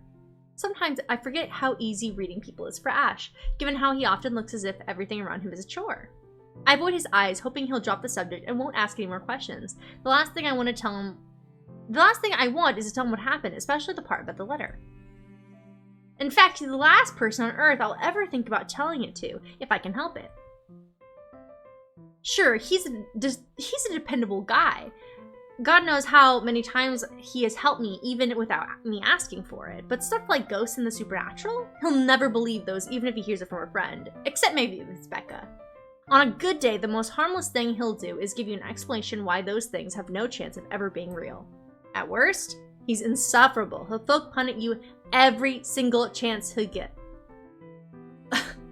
Darn that a-hole! What did I ever do to him? He never does that to Becca or Zach. I can already imagine how things will go down the moment I spill a word of what I saw. Nope, over my dead body. Before it catches his attention, I shove the letter deep into my bag. What's wrong? Nothing. Let's just go. I don't know who the best character, those vases in the background. Honestly, those, the vases, really a star-studded cast. Doesn't look like a nothing to me. We still have Zach's movie tonight, remember? Oh my gosh, I actually love Zach. You guys are gonna love Zach. Trust me, guys. You guys are gonna love Zach. It's still early. And didn't you say your shift will end around 5 or 6? What about... Hey, Isabella, wait up! A rush of air greets me as soon as the main door opens. Not the usual autumn draft, but it's still a welcome change from the stifling atmosphere inside the mansion. Ash's footsteps are quick behind me, the soles of his shoes thumping hard against the polished concrete in an awkward cadence as he rushes to catch up. He calls out once, twice. The mansion still looms in the background. Whispers call me back, shadows beckoning. How? Ooh. I love that they added in the audio for that. Good for them. I don't look back. We spend the ride back to Luxborn City in a relatively quiet manner, with the only radio's disjointed hum in the background to fill the silence. Occasionally, Ash will reach out to fiddle with it until the signal settles or it's on a respectable volume, but otherwise he doesn't say anything. Neither do I. However, if the furtive glances he's been sending my way are signs, I know there are things he's been itching to ask since we left the mansion. I keep my eyes trained on the passing senior outside, in the small hope that my disinterest will dissuade him. Here. All of a sudden, he tosses something at me from a small compartment on his side. It hits me cleanly on the chin before I can make a move to catch it. The small package makes a soft landing on my lap instead. Sorry. The glare in him wipes a smirk about to form cleanly off his face. He clears his throat, focusing his eyes on the road again. I swear he did that on purpose. Ignoring him, I flipped the half-forgotten package on my lap. I won't say no to free food, but why are you giving away cereal bars? I always have one on my person, and you look like you're about to pass out back there. Have you eaten lunch yet? I don't even get a chance to deny it, but because right on cue, my stomach grumbles loudly and an empty gnawing feeling in my belly becomes noticeable. No surprise there, I did skip breakfast and lunch so I could catch Becca while she was on break. I was hoping to get a small meal after. I guess with everything going on, I just forgot until Ash mentioned it. It's not like the hollow feeling's new to me though. If anything, it's just one of the things I've gotten used to ignoring over the years growing up. A thanks, then I tear open the package and start nibbling on the edge of the bar. Apart from an acknowledging nod, Ash doesn't say anything after the small exchange. For that, I'm thankful. After getting an earful from both Becca and Rose, it's nice to be able to just sit down with someone who's not going to nag at you. How'd the open house go? The usual. We got a bigger crowd than normal because of the property's fame, but really no different from the typical open house. On second thought, it actually looks like a fancy party more than an open house. I've never felt so underdressed in my life. Real. Weren't you there? Rich people are a different breed. I wasn't really listening. I should have asked someone to kick you out. No, you won't. And what makes you so sure? One, ever since you got assigned to this property, you've been freaking out about it. Rebecca's words, not mine. She's been complaining to me about how you talked your ears off, by the way. Two, despite your initial qualms about the place, you still took the job. Which brings us to three. It's been months since you last settled a deal, and you're short on money right now since you're back to your instant noodle diet. How do you even know about the last one?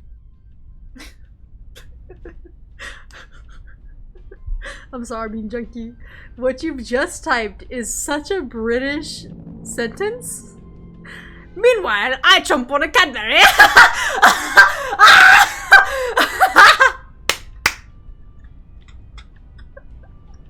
I'm so sorry to flame you, Bean Junkie. I'm so sorry to flame you. But that's so funny. Meanwhile, I jump on a Cadbury.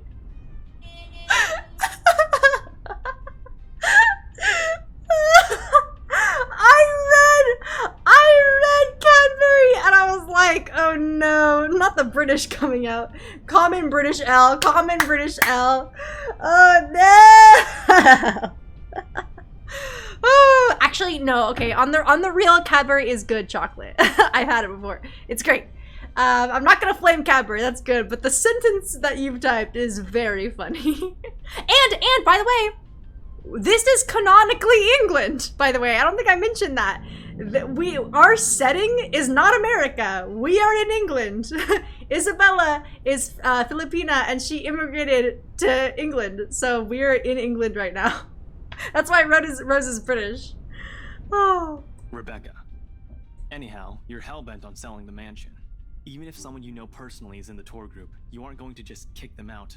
Every single person who went on your open house is still a prospective client to you. Even me. He's not entirely wrong. Oh man, I walked right into that one, didn't I? I hate you. I really hate you right now. His answer is a small laugh, the kind that screams, I'm right, I told you so. I hate it when he does that. I'll have you know that there's already someone who's extremely interested in this property. So even if you expressed any sort of interest in it, I don't think they'd be willing to let you have it. Too bad. Provided I didn't botch it with the rights. Ma'am Hannah, in particular, didn't look too pleased with what I did. I owe Rose a big apology. I hope she likes free donuts. You don't seem too happy about it. I am happy. Doesn't this look like a happy face to you? Really? And here I was thinking you found another one stuffed in the sofa. Or is it the wardrobe this time? He meant that as a joke, but how close is to the truth made my blood run cold, my own heartbeat a heavy weight in my... And my own heartbeat a heavy weight in my chest. All at once, the letter in my bag feels a whole lot heavier, burdened by my own guilt and apprehension. Yeah, well, things happened. Stuff the right couple might not be pleased about. Girl, why'd you keep that letter? Why didn't you throw it away? I'm sorry, she got a haunted letter, and girl keeps it. But, like, why? No need to make a fuss about it.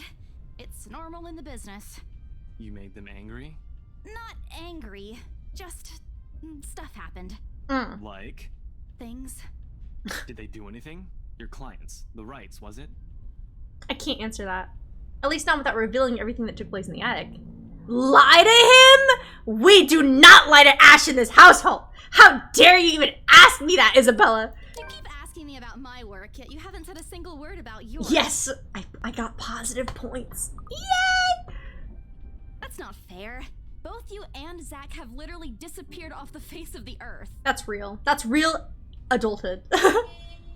An over-exaggeration, but changing the subject to something else is still better than outright lying to him. Besides, it never works with him. I'm not sure if it's because I'm just bad at it, or just because he's just really good at his job. He doesn't answer immediately, only momentarily shifting a glance over to me and returning it back to the road when he has to make a sharp turn. Lie to Ash? Exactly, King Saw. Never! Outside, the sun has already started its descent, casting a vibrant orange glow in the tall buildings. I wonder how long before we reach the venue for Zach's film. Checking the street signs outside, it appears Ash has taken the longer route. Odd, but he's probably trying to avoid the rush hour traffic. Didn't we just talk a week ago over chat? That's different. Linking your awful memes in the group chat box every morning isn't exactly a conversation. Excuse me, I don't hear you calling them awful while you're laughing at all of them. Shut up! And you aren't answering my question. That earns him a soft punch to his arm. I did laugh at them, but I'm not going to give him the satisfaction of knowing that I find most of them funny. It'll only make his head bigger, stupid Ash. Alright. Lay off on the abuse. Remember that case I mentioned before? We've been trying to pin the bastard down, but it required more work than we anticipated. The guy's slippery like that. We got some good lead months ago. Dang! Also, this is very unrealistic. It should be raining if it was raining today as usual.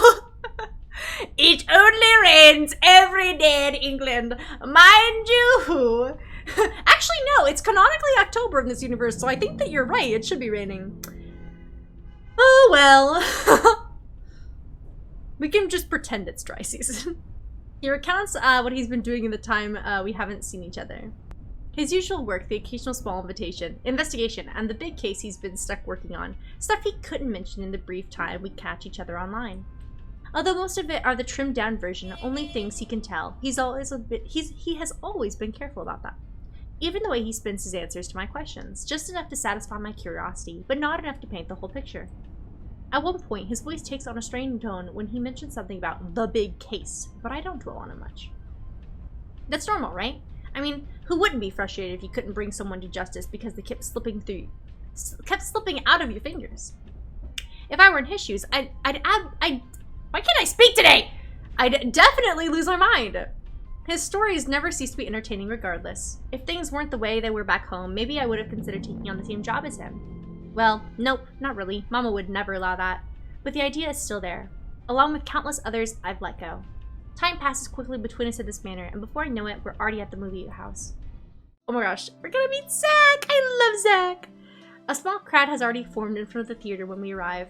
The Lift Fest, short for Luxborn Independent Film and Theater Festival, attracts a bigger crowd annually.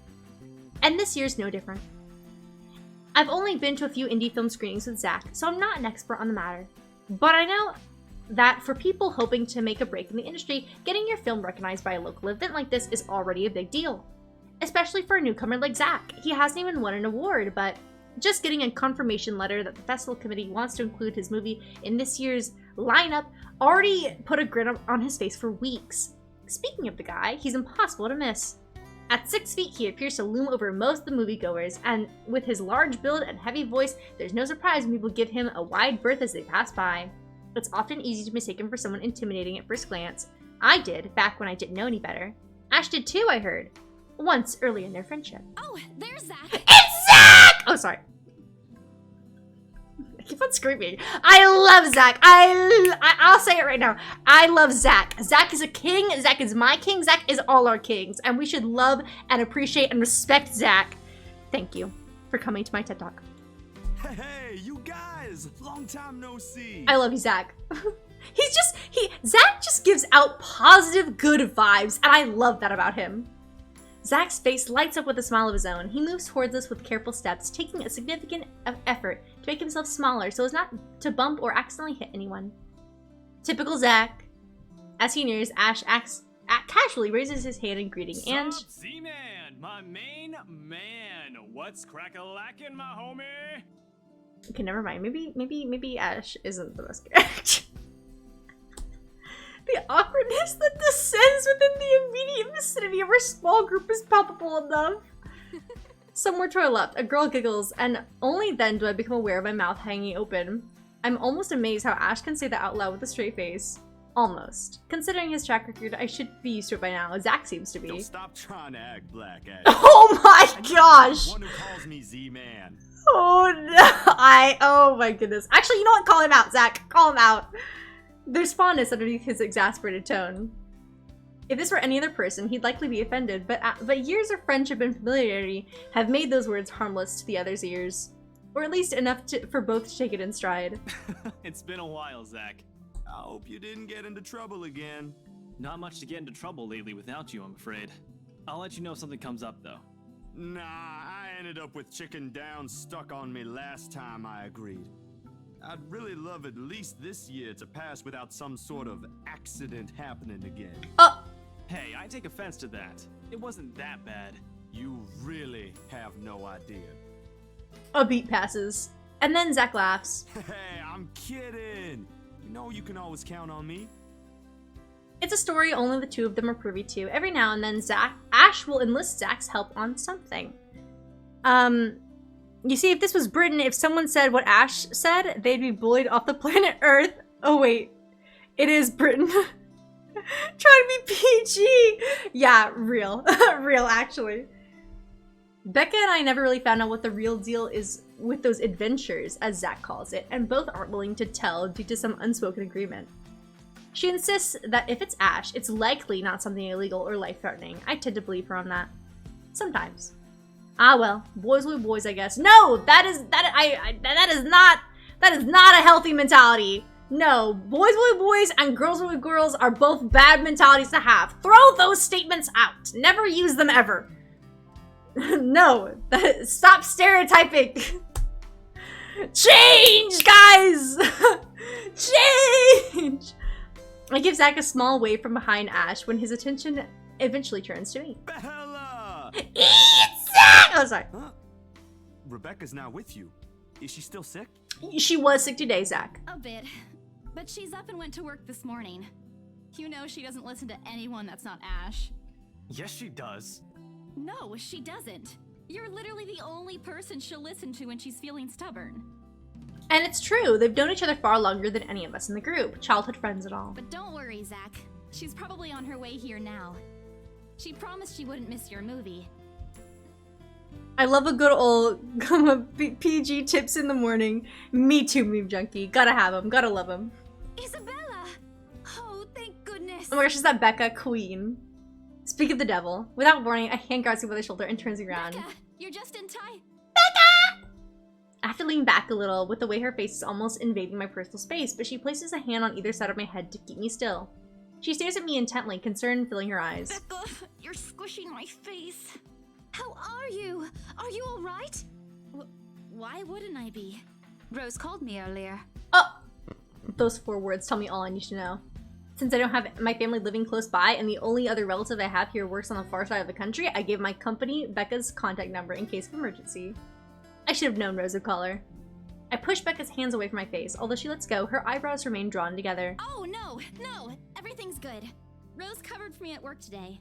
That's not what I'm talking about. How's your head? Beside me, Ash snickers. I bite back the urge to elbow him in place of trying to avoid Becca's hand as she tries to reach out for the said area. I do my best to dodge her, all at once moving to hide behind Zach. Sorry for using you as a human shield, Zach. Oh, it's nothing. I just slipped off a few steps on my way down. I blacked out for a few seconds and had a minor bump, but it's just that. I blacked out! It's whatever. I fell down the stairs and almost died. It's fine, guys! You blacked out? It's not something to brush off. Thank you. Becca is responding appropriately right here. Come on, at least let me check it. It's extremely minor. You wouldn't even know it's there. Isabella, this isn't a laughing matter. She did look pale when I saw her. Wow. Thanks a lot, Ashton, you traitor. I'll get you back for this. Just you wait. What? I'm just saying it as it is. If you mentioned this earlier, we wouldn't be having this conversation right now. I'm sorry. Saw her? Yeah, they arrived together. Bella looked fine to me then. I don't know. Something crosses Becca's face, but it's gone before I can figure out what it is. Oh, that's good. At least she didn't have to travel alone, right? At least. Good. Ooh, I know the context here. Okay, so get ready for this. Get ready for this, guys. So Becca has a crush on Ash because they're childhood friends, right? I'm in the know. I'm in the know. I know these things as a streamer and as a person who exists in the world. I know things like this. You trust me, chat. Trust me, chat. Okay. Becca and Ash, childhood friends, right? Boom. Gotta have the childhood friends trope. Boom. Becca in love with Ash. Boom. Setting up. Then we have Isabella, right? And we have Ash. And it's kind of like a joking like friendship. Like they're always like playing these games on each other. But she's the only one that Ash teaches, right? So Ash has a crush on Isabella, right? Isabella like does not like recognize her crush on Ash, but she has one. Absolutely. Isabella has a crush on Ash, but she is just not good at emotions, frankly. And that's that. So we got a little bit of it. It's like a half triangle. It's like I don't know what you'd call a half triangle, but it's a half triangle. Little love thing going on there. So that's a little tough. Leave my poor boy Zach out of it. Honestly though, I don't want him involved in it. Zach doesn't need to be getting up in that mess. So good for him. Thank you, Becca, the only British-sounding person that I know in this game. And Rose! Rose is British! Meme junkie! That lady in the cab in the background, she must be the villain. Honestly real and true. She does look kind of evil. Why is she just staring like that? No face. See? I'm okay. I wouldn't be here if I wasn't. And I don't want to miss Zach's film. We can always watch it some other time. Sorry, Zachary. What? That's not fair to him. No, it's good. But you guys should really keep it down. We're starting to attract some attention. It's the premiere. The premiere's different. Right, Zach? I shoot him a pleading look. Zach's a sensible guy. He'll understand. Please understand. Not really. But Rebecca has a point. In the end, I think it's your call. Oh, for heaven's sake. Please, Becca. I really don't want to miss it. You're not missing it. Oh, we're just moving it on a different day so we can have a... Look, you guys. Ash's loud sigh unexpectedly cuts through the conversation. He's pinching the bridge of his nose as he speaks, something he usually does when he's getting impatient. If she says she's okay, then there's nothing we can do about it. It's not like we can stop her either. Besides, she's still acting like the same old Isabella to me, if she can still run around like that. Why are you taking her side? Whoa! Whoa! Whoa! Whoa! Whoa! I don't think this is about sides. I didn't feel like this was that big of an issue. Like, she did hit her head, and that's serious, but like, doesn't mean that she can't watch a movie. I mean, she probably should go to the hospital and make sure she doesn't have a concussion, but like, I think for the most part she's fine, you know? I'm not. Becca's voiced by Meeks doing a British accent. Actually real, actually real. I'm Becca, doing British accent. Yes. Isabella? Honestly? Wait, Loki. Loki kinda does sound like me doing a British accent. But if she wants to watch Zach's movie with us, I'm not going to stop her. She's probably the one looking forward to it the most. Ash, that's... You, of all people, should know... Tell you what, if I notice something amiss with her, I'll take her to the nearest hospital myself. Is that good enough for you? I already know the answer before Becca voices it out. When Alicia releases a deep breath and nods, albeit with great reluctance, I immediately tackle her into Thanks, a hug. Becca. It's always been you with him, isn't it? Oh no! It's always been you with him, isn't it? Yeah, no, I see what you mean, Ducky. I'm picking up what you're putting down. Did you say something? Oh! No, it's not like it was voiced and then also subtitled. I didn't hear anything or read anything. Me? Nothing. Don't mind me. I won't. If you say so. Okay, guys, showtime's close, so I think I'm gonna get us some snacks. My treat. And then let's head inside. Anyone here has a smaller bill? I think I do. Hold on. I pulled myself off from Becca to get my wallet from my bag and... What's this? Is it the letter? It's already in Ash's hands before I can even react. Behind him, Becca and Zach are both giving the piece of paper an intrigued look. No! Give it back! It's just a paper. I don't care! Give it! Looks ancient, too. Why do you keep this around? I try to reach for it, but he holds the paper way above his head. I've never been particularly sensitive about my own height, but right now I really wish I had the advantage over him. Don't open it! What's the big deal? It's not like it's a love letter. I don't see any reason to...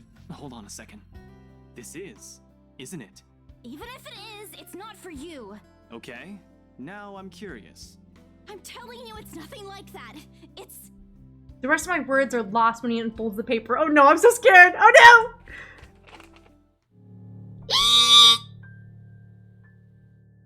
Not the music changed! Not the music changed! I can't breathe. My heart feels stuck in my throat, pounding, threatening to burst out. Vaguely, I note how my hands are trembling at my sides. Clasping them together doesn't do any good. They're still shaking, but I hang on to them regardless. The awful, sick weight that has taken its core in my stomach back at the open house returns full force. How do I fix this? How do I fix this? How do I fix this? Someone please. Today is turning out to be a horrible nightmare. Send this to 5 people or else. Well, that's... interesting. Guys, I think we should listen to Bella first. Aren't you a few days early for Halloween? Ash waves, actually, I'm a few days late, actually. Haha. Anyways, Ash waves the paper in front of me, giving me a fleeting glimpse of its contents. I don't need to see, I don't want to see. The letters, the words, every stroke written in blood is already embedded in my mind. Maybe I should have just thrown it away when I had the chance. That way. It's not a prank. It makes all of them stop. Even I'm surprised at how steady my voice is. What did you say? I love how in the background their eyes move up in the picture. I love that. I'm sorry. That's such a good attention to detail. I'm sorry. I love this game. This isn't a prank. I saw something. Hold on. Are we still talking about this paper? Or is it about the urban legend again? Both. I know it sounds ridiculous. You're saying this is a primitive version of a chain letter, and now that we've seen it, we're now cursed. You've got to be kidding me. See? This is why I didn't want to tell you guys. Isabella, aren't you taking this a bit too far? It's not a joke. Will you guys listen to me first? I saw something in the house earlier. It stood right in front of me. If I hadn't gotten away, that thing might have... Right. And in broad daylight, Isabella. Even someone gullible would find the logic in that screwed up. There's also no way in hell that this supernatural shit is true. But it's real! What do you think I saw? A hallucination? A delusion? Didn't you say you fell down some stairs? So maybe Rebecca's right. It happened after, when I was trying to get away. I almost got stuck in the same room with that thing. We're all in danger. I thought you were my friends. Why don't you believe me? We are, and you know that. But this thing and that thing has got nothing to do with the other. When Rose called earlier, I thought she's just exaggerating. But based on what I'm seeing right now, maybe it's better if we really postpone this for now. Don't bother. Dang! Yo! Ow! I don't remember them being so harsh to her. Wow. Without another word, I snatched the letter out of Ash's hand and stuffed it back in my bag with more force than necessary. Honestly, I'm sorry. Here's my thing. If you take something from someone's possession, like Ash literally took that letter, and then after hearing Isabella say, hey, stop, don't look at that, don't open that, give me it back, he was like no to all of that. He ignored her requests and her pleadings and just opened it and looked at it anyways when it wasn't his business. And honestly, that makes me upset. And then all of them are just like, oh yeah, you're delusional? I'm sorry. Can we not say that someone's delusional? If they're like saying about like, oh man, this really stressed me out and this is giving me major anxiety, maybe rather than being like, you didn't, like maybe instead of like gaslighting someone into being like, you didn't see what you saw. Maybe be like, oh, well, maybe it was something else. Like, maybe it wasn't that. Like offer up different suggestions rather than just flat out being like, no, that wasn't real, and you didn't actually see that. Like, whoa, nah. I just don't. Sorry, that shocked me a lot. I didn't remember how like dismissive they were. Goodness me. Without another word, I snatched the letter out of Ash's hand and stuffed it back in my bag with more force than necessary. I'm tired. I got cursed, saw a ghost, probably lost a sale, got kicked out of an open house I'm supposed to be hosting. My own friends won't believe me, and all of them think I'm crazy. To top it all off, there's a dull ache in the back of my head, begging for a little attention. I can't afford to give it right now. Honestly, there's so much one person can take within a single day. I just want to go home, curl up in my bed, and never think about today. But before I can take a single step away from the group... Guys! Zach rarely ever raises his voice, even when there's a point he wants to drive home. And hearing him take on that tone completely throws me off. Even Ash and Becca. Whatever harsh words yet to come out from the argument immediately die on our tongues. Why don't we all calm down first? I'm sure Isabella has her reasons too. No need to be hard on her. Yes! See, and this is why I love Zach. He's so affirming. I love this man. You know what? I'm changing my mind. Zach is the best. Listen, I love Ash. I still do. But I'm sorry. You know, I've severely underestimated Zach's ability to be a great character. I'm changing my answer. Zach is best boy. Zach would never let me down like that. Zach is always here to be like, no guys, let's listen and stay calm and not dismiss people. Claps for Zach. Claps for Zach. I love Zach. And hey, ain't this supposed to be a happy get-together? Yes, thank you. I love Voices of Reason. We haven't seen each other for months. I'd really love to know what y'all have been up to. I only ever get to talk to Bella over chat. Please. He has a point. Ash, for all his attempts to look cool and distant, has also been looking forward to this. He even took all the time to call this morning for a reminder. He never does that. Becca too. I'm pretty sure that's another reason she got out of bed today. Yet, despite Zach's attempts to lighten things up, or Ash's and Becca's acquiescing gestures, the tightness in my chest remains. I should have just kept it to myself, or at least went with the idea that it's a prank. If I did, things might not have turned out the way they had. No sour mood, no bad vibe. Careless, so careless.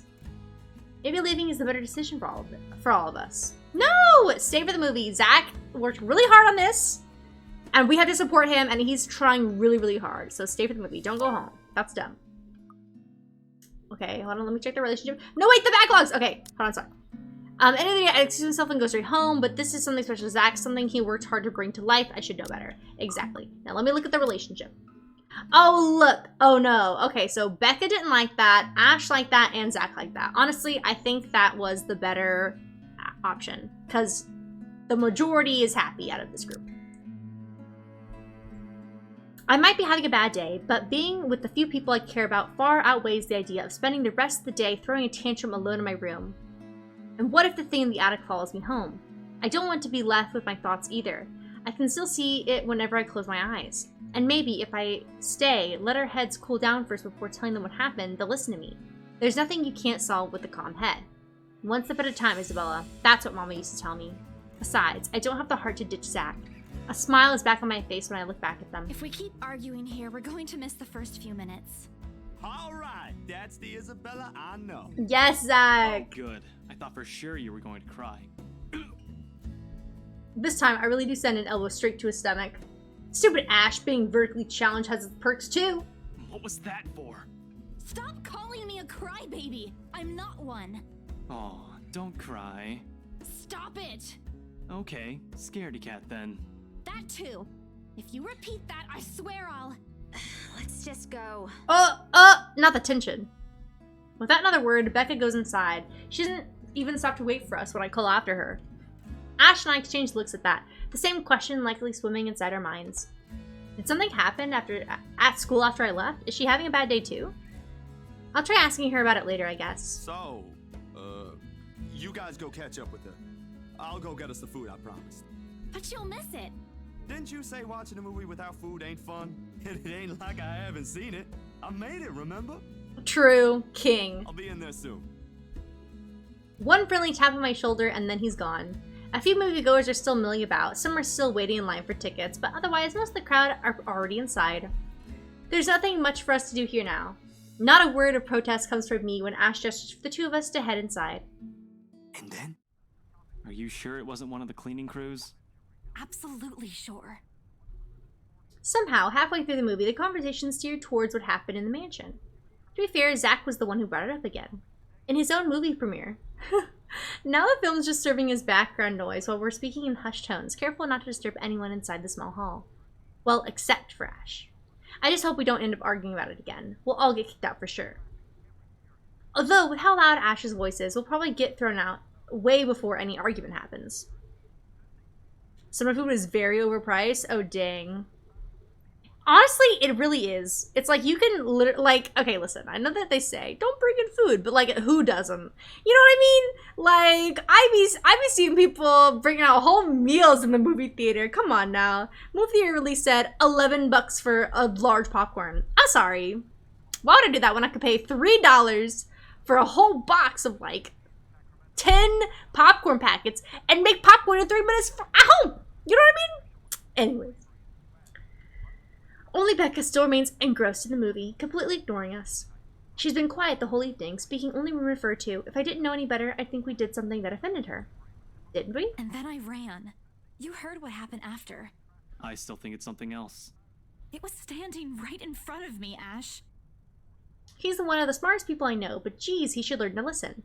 Plus, didn't he say he doesn't believe in these things? Why is he in this conversation again? I heard what you said, but it's a small room. There are a lot of things someone else could have done there without your knowledge. If I could see it up close, maybe I can... I am not going back there. Ain't that a problem if you're hosting an open house? Rose does the first floor tour. I ain't sure ghosts can be restricted to one room, Bella. Honestly, fair. There are no ghosts, Zach. Stop putting useless ideas in her head. Yeah, but I was thinking, maybe all the house needs is a blessing. Wasn't... Oh no, I cut my man off. Sorry, I accidentally hit space. Say it again, Zach. I'm sorry. I was thinking, maybe all the house needs is a blessing. Wasn't it left uninhabited for years? Okay. Oh, the house did change hands over the years, from one distant relative of the Ermengardes to another. None of them bothered to live in it though, and it remained that way up until its current owners decided to sell it. Why didn't I think of that? I didn't peg you as the religious type, Zach. Nothing like that, Ash. Who knows, though? It might bring something positive to the place. Honestly, fair. That's not a bad idea. I just don't know where I could find someone. You're not seriously considering his suggestion, are you? Do you have a better idea? I know where. I could contact him for you if you want. You'd do that? Or we can find you a psychologist instead. Ash, there are very few times in my life where I wish my glowers can kill. This is one of those. Ash, that is not a very appropriate thing to say right now. I love Zach. Thank you for defending my honor, Zach! No, wait, that's not what I meant. Oh, okay. Ethnographer. I meant ethnographer. This guy's a psychologist too, of course, if you... Oh, okay. Well, I'm happy that you said that you misspoke, because I was honestly done. I was gonna be like, Ash, you're really... I hyped you up, Ash, and you're really doing this. Okay, but he misspoke, alright. Ashton, if you don't stop... Rebecca knows the guy I'm talking about too. She can vouch for him. Becca tears her eyes away from the screen at the mention of her name. What? Oh, are you talking about Professor Andrew? He used to work with my parents at the university. And can you guys keep it down? Sorry, the scaredy cat here mentioned curses. Not that I'm saying this is one, but talking to him is a better solution for me than getting a random priest to bless an old house. He'll even help you figure things out, teach you a couple things, and probably put your fears to rest since this looks to be bothering you a lot. Well, finally! I feel happy now that Isabel is finally being taken seriously by her friends. Thank goodness. Ash might be right too, however, what Zach suggested is something I'm more familiar with. Granted, they don't believe me. They're only giving me these suggestions to put my mind at ease, but it's better than being ignored or being laughed at. Yeah, I totally agree. I can take comfort in knowing that they're willing to hear me out. Yes, so, as besties should. It's your call. We'll go with whatever you want. I don't know. Who should I meet? Okay, so meet with a priest or meet with a professor? I'm not sure. I'm thinking, okay. Here's my thoughts. I think that we should meet with the professor because I feel like in moments of stress, meeting with someone who is more logical based, like someone who is like who like is gonna be unbiased, I think that's really important for her right now. I feel like meeting with someone who is like, oh well, this can be met like in this situation, and I don't know, I feel like that would really put her at ease. Although she is, what's her religion? She is Roman Catholic, so it makes sense that she would be more comfortable with a priest. But I don't know. Maybe it's just because movies and media have always been like, like that stuff doesn't work kind of thing. So maybe maybe it's just because like in media they always depict it like that. So I'm afraid that that like wouldn't work, just like out of the fear of like, oh no, like the so I don't know. I like that idea for her because she's religious, so it makes sense that like that would really comfort her. But also I feel like then if he's blessing the house, then she would have to go back there, and I really don't want to go back to the house. So I think I'll meet with the professor. Yeah, I'm trying to think. Yeah, I think I'll meet with the professor because, 2 to 3 of our people know him, and that way we won't have to go back to the scary house that is causing her so much of this stress. So, probably a good idea. I'll think about it, but if ever, Cool. I'd like to give talking to Andrew a try. Is that okay? Won't he have other things to do? He is a bit busy, but he'll make time for me. He's my go-to person when I'm stuck in something. Okay. I mean, honestly, if he's like one of your trusted people, like, listen, if it's a bestie of a bestie, I feel like you gotta trust that person. You know what I mean? He won't mind if I bring a friend with me this time. If you're sure. I guess that settles it then. Guys, I said keep it down. You keep insisting that we still watch it. You're not even paying attention yourselves. Real, Becca. It ain't a big deal, Rebecca. It's still Oh, your film, dang it! I keep on pressing. I need to stop. I need to You. keep my hand off the space You bar, worked guys. hard on this. I'm sorry. This is my fault. It ain't a big deal, Rebecca. I'm the one who broached the subject in the first place. Okay. And then it's silly film, Zachary. A good film. I knew you were from this. The least we could do is watch it with you. And that's what you're all doing. I really appreciate all of you making time for this. Sorry, Becca. We'll stop now. Sorry, Becca.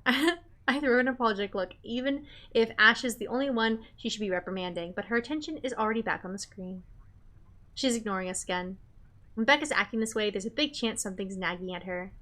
We really need to talk. We all fall into a comfortable silence after, the kind only you can share with people you're most at ease with. For the first time today, the letter lays forgotten in my bag, if only for a few hours. Night has fallen by the time we exit the movie house. Despite the late hour, the streets are still bustling full of people. Those about to head home, those set to meet someone, even those simply wandering about. Walking in this sea of unfamiliar souls, it strikes me how easy it is for one to get lost in a city as nondescript as Luxborn. I was afraid too, at one point back when I was new and had just set foot in this place. Now with familiar faces walking with me, it feels a little like home. Zach and Ash bid us goodbye shortly before Becca and I crossed to the other side of the street. The former claiming he's got a few freelance jobs to take care of before the day ends. And Ash? Who knows? He never tells. Sometimes he'll just randomly appear at your doorstep looking for a place to crash. He does that to Zach a lot, much to the latter's frustration. He's a busy guy too, in spite of the laid-back air he gives off. Thanks for today, everyone! No problem, Zach. I'm sorry for what happened earlier. What the heck? Huh? Oh, shoot. Oh, heck no. A sensation. Cold, sickening, drowning, my chest tightening, breathing becoming labored. I can taste blood in my mouth, the edges of my vision blurs. In the distance, amidst the countless nameless people going about their lives, a voice reaches out to me. Oh, heck no! Pleading, even as I clench my eyes tight and clasp my hands over my ears. Whispering and whispering and whispering. Calling out.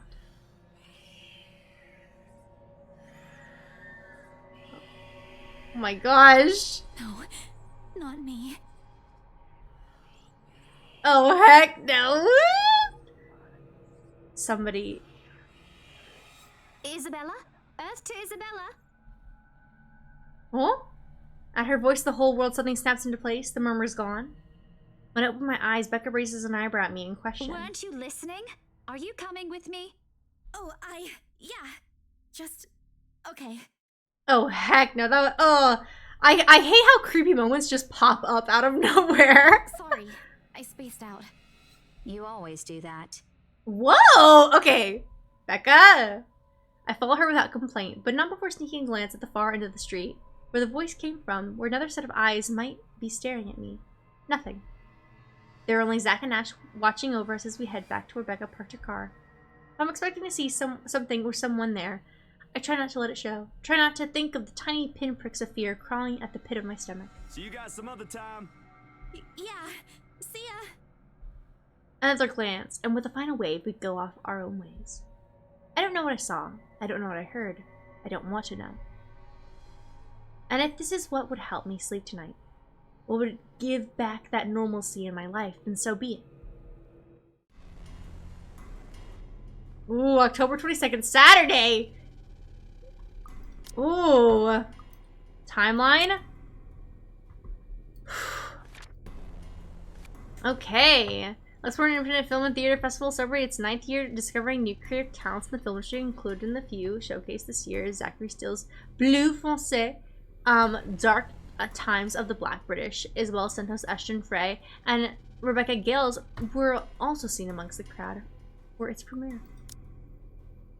The darkness closes around me, grasping, pulling, engulfing me. The ground caves in without warning. I'm falling. My eyes snap open. For an instant, it doesn't immediately register where I am. Both my back and shoulders ache after I've fallen asleep all hunched up the night before. Drenched in sweat, the nest of pillows I often keep around me feels more suffocating than comforting. I let my eyes adjust to the bright morning light streaming through my window and allow my breathing to slow down before untangling myself from the pile. I haven't had a single dream since coming to Luxborn, or at least none I can recall having. It is a shame because they used to be so vivid. Not the crazy vivid, but the more pleasant kind I tell my siblings about. Maybe it's just the stress of living alone? The knowledge that I'll always wake up in an empty apartment with no one to tell stories to? What time is it? Habit forces me to look over at the clock, even with the soreness weighing heavily on my shoulders and the compulsion to never leave my bed for the day. In a heartbeat, I'm up. Oh man, of all the times to oversleep. Towel? Towel? Where's my towel? Admittedly, it's a weekend.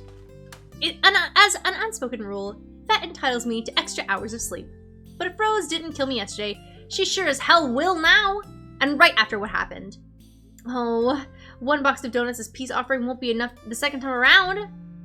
Grabbing my towel, I'm already a few short steps away from the bathroom when a muffled ringing breaks out from my bag. There's a moment of indecision at first, my mind conflicted whether I should just ignore or answer it. But what if it's Rose? Or worse, our boss? Ah, sheesh. In the end, the rational part of my brain wins out. The letter from yesterday peeks out when I pull the device out. Just the sight of it is enough to pull me in a foul mood, and it takes every force of will for me to ignore it in favor of answering the call. The caller ID reads Mama. Huh? It's around 4:45 p.m. in the Philippines right now. That's an unusual time for them to call. Usually it's around noon time here, and I'm the one calling, not the other way around. Better for them to use that money on something else than an international call. Regardless, in the most cheerful tone I can gather. Hello? Hello? Grace? How are you? Mama! I'm doing okay. How are you guys over there? We're good. EJ won a storytelling contest at school the other week. Brought home a medal. I thought you should know. There's a tired lilt in her voice as she speaks. It's been there since Papa had to leave his job. I wish there's something I can do for her. But from miles away like this, the least I'm able to do is not make her worry. If only my older brother would actually lend her a hand. But Lord knows if that'll ever happen. Odds are... I don't know what that word is. Jordan's already out drinking right now. Again, I can't count on my older sister either, knowing she has a family of her own, and well... Anne's financial situation isn't exactly great right now, having ran herself knee-deep in debt. Great! That's great! Tell him congratulations from me. And let him know I'm gonna send him a little something extra this Christmas. How about Nico? Karen? Michael? I hope they're okay? They're doing well. They wanted to talk to you, but they're all busy with school. Oh no, that's fine. I don't want to bother them. Just tell them to keep doing their best for me. I'll just call back when I know they're not busy. And Papa? How's Papa doing? It's a subject I'm a bit hesitant to broach. From the way Mama's voice hitches, she doesn't want to bring it up either. Papa. Grace, he's having a little difficulty right now. Weak appetite, he's having trouble swallowing, and lost a few pounds. But the doctor said we should keep encouraging him. It just means his body's accepting his new treatment well. The money you sent last time helped a lot to pay for it, by the way. Oh, I see. That's good. I won't deny that life has gotten tougher for our family. It used to be easy back when Papa was in good shape. But ever since he was diagnosed with a sickness 5 years ago, he had been unable to provide for us. Now the burden of feeding 8 mouths and settling Papa's bills all rest on my shoulders. Although Mama makes a little, accepting sewing and laundry jobs in our neighborhood, it's scarcely enough to cover the costs of day-to-day living, let alone the bloating hospital bills. We can't even accept help from our own government because the health insurance there barely covers anything. I'm sure he'll get better soon. Is he well enough to talk? Do you think I'll be able to speak to him, Ma? Silence. I start to think that the call got cut until... Listen, Grace.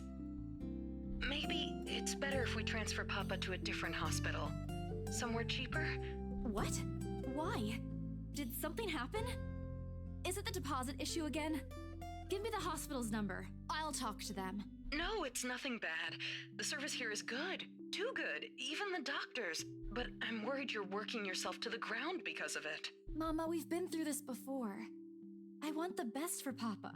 And don't worry about the bills or the medicine, or me for that matter. I can handle myself. Everything's going well here. In fact, we're about to close a large sale. Ooh, hopefully. If not, then I'll find another way. She doesn't need to know that. Lying doesn't really work out for people. Isabella! Sorry, Mama. You taught me not to lie. Yet look at what I'm doing. I'll have money to send over soon to cover the rest of Papa's treatment. And there's more than enough for Karen, Nico, Michael, and EJ's school tuition, too. Thank you so much, dear. I appreciate it. We all do. But I just wish you'd come home to us soon. Aww. Ah. Aww. When are you coming home? EJ, the youngest, used to be the only person asking me that. How do you respond to a question you don't have a definite answer to? 5 years later, and I still can't give them a straight one. I smile, though Mama can't see it. I fight to keep my lips from quivering, my voice from shaking. She's got enough on her plate as it is. No need to weigh her down with unnecessary concerns. Promise me you'll be there to welcome me when I do, okay? Of course. I'm sorry, Grace.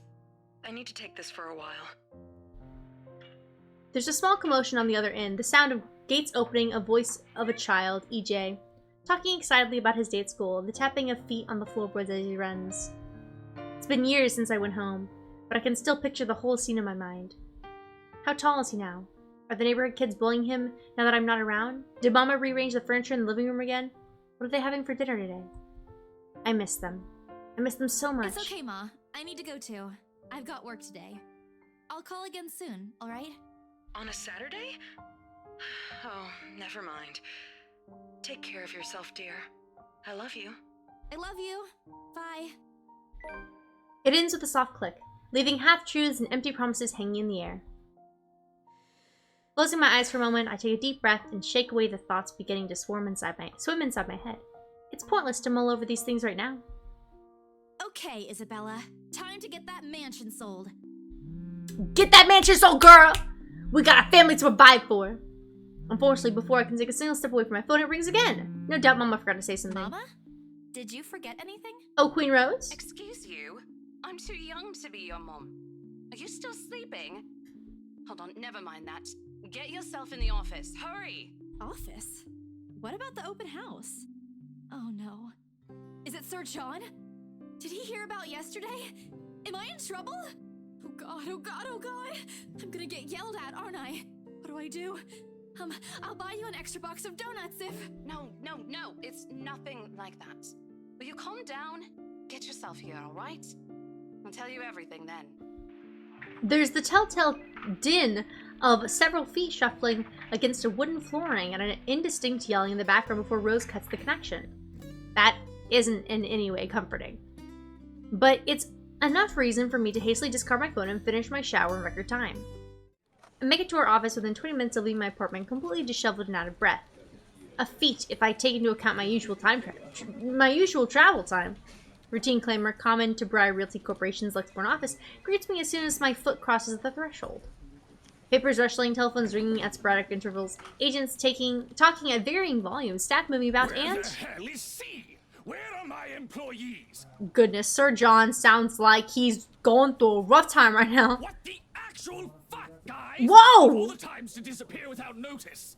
This went from a PG game to a PG game. My boss's words turn muffled as someone else closes the door to his office, likely the work of our HR manager. Oh goodness! About the past weeks, he's been in a bad mood with a few employees who have failed to report to work. I hear they're still trying to get a hold of them, but to no avail. The result is, half their workload has been shifted to all the available staff, so as not to lose clients. Not that I mind the extra work, if anything it means I'll have more to send my family back home. Although the rumors of a branch closure circulated because of this is indeed a bit worrisome. My bag barely touches the top of my table when Rose pulls me aside. Yeah, I need you to help me with these papers. Oh my gosh, hi Nebu! Thank you so much for the raid. I super appreciate it. Hi, hold on. Let me pause my speaking of the game to say welcome, raiders. Hello. Thank you so much, Nebu. I super appreciate it. I'm playing a game called The Letter. It's oh, she's cute. Yeah, that's Rose. We're playing a little horror game called The Letter. Basically, we are playing a girl named Isabella. This is her. And we are a realtor selling a house that is rumored to be haunted. Ooh, and Isabella found a mysterious letter that is plaguing her and her life. And it's kind of spoopy. It's kind of spoopy or whatever. And yeah, so a lot of stuff has happened. And scary, spooky things are upon us. Sounds spooky? Yes. This game, in my opinion, is super underrated. It has, like, animation in it, a beautiful art style, and voice acting, and I highly recommend it to anyone who really likes, like, more interactive visual novels. There's also quick time events in this game.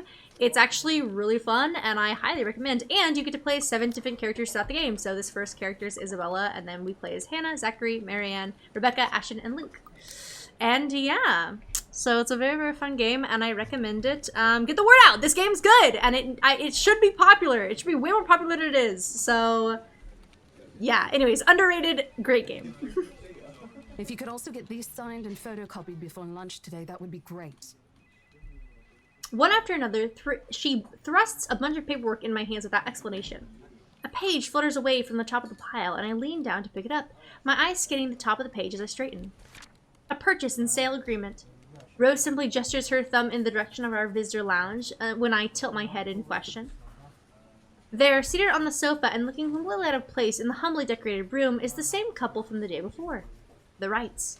Something bubbles up in my throat. Their presence in the office can only mean one thing. They're buying it? We got a deal? Oh shoot, let's go! She swats my hand, tugging her sleeve, although her eyes are alight with something akin to joy. She wants the sale to happen as much as I do, and now that it's here, the deal needs to be closed, yet documents need to be signed still, but the elation is there, along with a foreboding feeling I can't quite pinpoint. I had to do a little damage control, but they're already interested in acquiring the property, even before they attended the open house. I mean, isn't it obvious? They already hired an interior designer. I've never seen a buyer as aggressive as Madam Wright. She didn't even try to negotiate a lower rate. One at a time, Rose. I can't process everything you're saying at once. What do you mean? They're paying 15% higher than the listing price. Oh, shoot! As long as we get the paperwork done as soon as possible. Yo, we're rich! I think if we allow it, they'll be paying up front, too. Bro! Even with that urban legend? Rose nods. Oh. I was so sure we lost the sale after yesterday. Don't look so surprised. We still have to conduct some last few checks before we completely hand it over to them. Please. I'll happily do the paperwork duty, Rose. I'll even go to the land registry myself and make sure the property changes hands with every single legal blessing. Don't they have better things to spend money on? I'd haggle it down to the lowest possible price if I were in their place, especially with the stories attached to it. Not that my opinion matters one bit here. We're just their agents who are going to receive the hefty commission after all, nothing more. Rose gives me a pat on the shoulder, signaling that she's heading back to them, and an unspoken instruction for me to follow after I'm done. It doesn't take me long to finish what work she left me. In fact, having her boss sign the agreement is the easiest, since it has put him in a better mood to the entire office's relief. Ma'am Hannah calls me over the moment she notices my presence at the lounge door. Her lips are twisted in a frown. She doesn't seem particularly happy to see me, and I'm not surprised. Who wouldn't be? I almost created a scene. Mr. Wright, however. Why, if it isn't the little Lily? I trust you're feeling well now. Bro, I hate this dude. I hate Luke. It's Isabella, sir. Not Lily. I appreciate your concern. I'm feeling better now. I really don't understand why they can't get my name right. It's a fairly common name. It shouldn't be too hard to remember. Regardless, I hand him their copy of the agreement. I believe I can take that. Thank you very much. With how elegantly she plucks the papers off my hands, it's easy to think that there isn't any trace of irritation in her. But it is there, radiating in her stiff stance, in the way she's standing at a fair distance from her husband, and how the two look to be ignoring each other. Seeing this scene, it soon becomes clear to me that I'm not the one who has put her in a bad mood. Did they fight? Most probably. I've seen it happen dozens of times with my previous clients. It's a shame, especially with their new mansion. I never did like it when my own mama and papa fight. I hope they'll make up soon. Apparently satisfied with what she's seen, Ma'am Hannah claps her hands together before extending it to us for a shake. Rose and I released the breath we've been holding, both of us more than happy to return the gesture. That settles it then? Are you really sure about this property, ma'am? We could easily find you a bigger one among our current listings. Something with a modern touch? Something not haunted, perhaps. Rose shoots me a warning glance that clearly says, don't make a scene, we're almost there. Of course, why wouldn't I be? The house is absolutely perfect, isn't it, darling? A helipad would still be a nice addition. Yes, well, we'll get there eventually, love. My goodness. As I was saying, if your partner had the documents yesterday, we would have bought it right there immediately. Shame she didn't have it. Well, there's still a few necessary documents we need you to sign after, but we'll let you know once we have those finalized. We'll be handling the process for the rest, so don't worry about it, ma'am. Bruh. I hope. We still have This a couple. housewarming party to plan after all. You know how much thought to be put into those things. Sure. There are servants for that, darling. Bro, I'm sorry. They're Servants or not, you're going to make people listen to your input nonetheless. No more than a week, ma'am. Barring unexpected delay, of course. You can leave it to us. Excellent.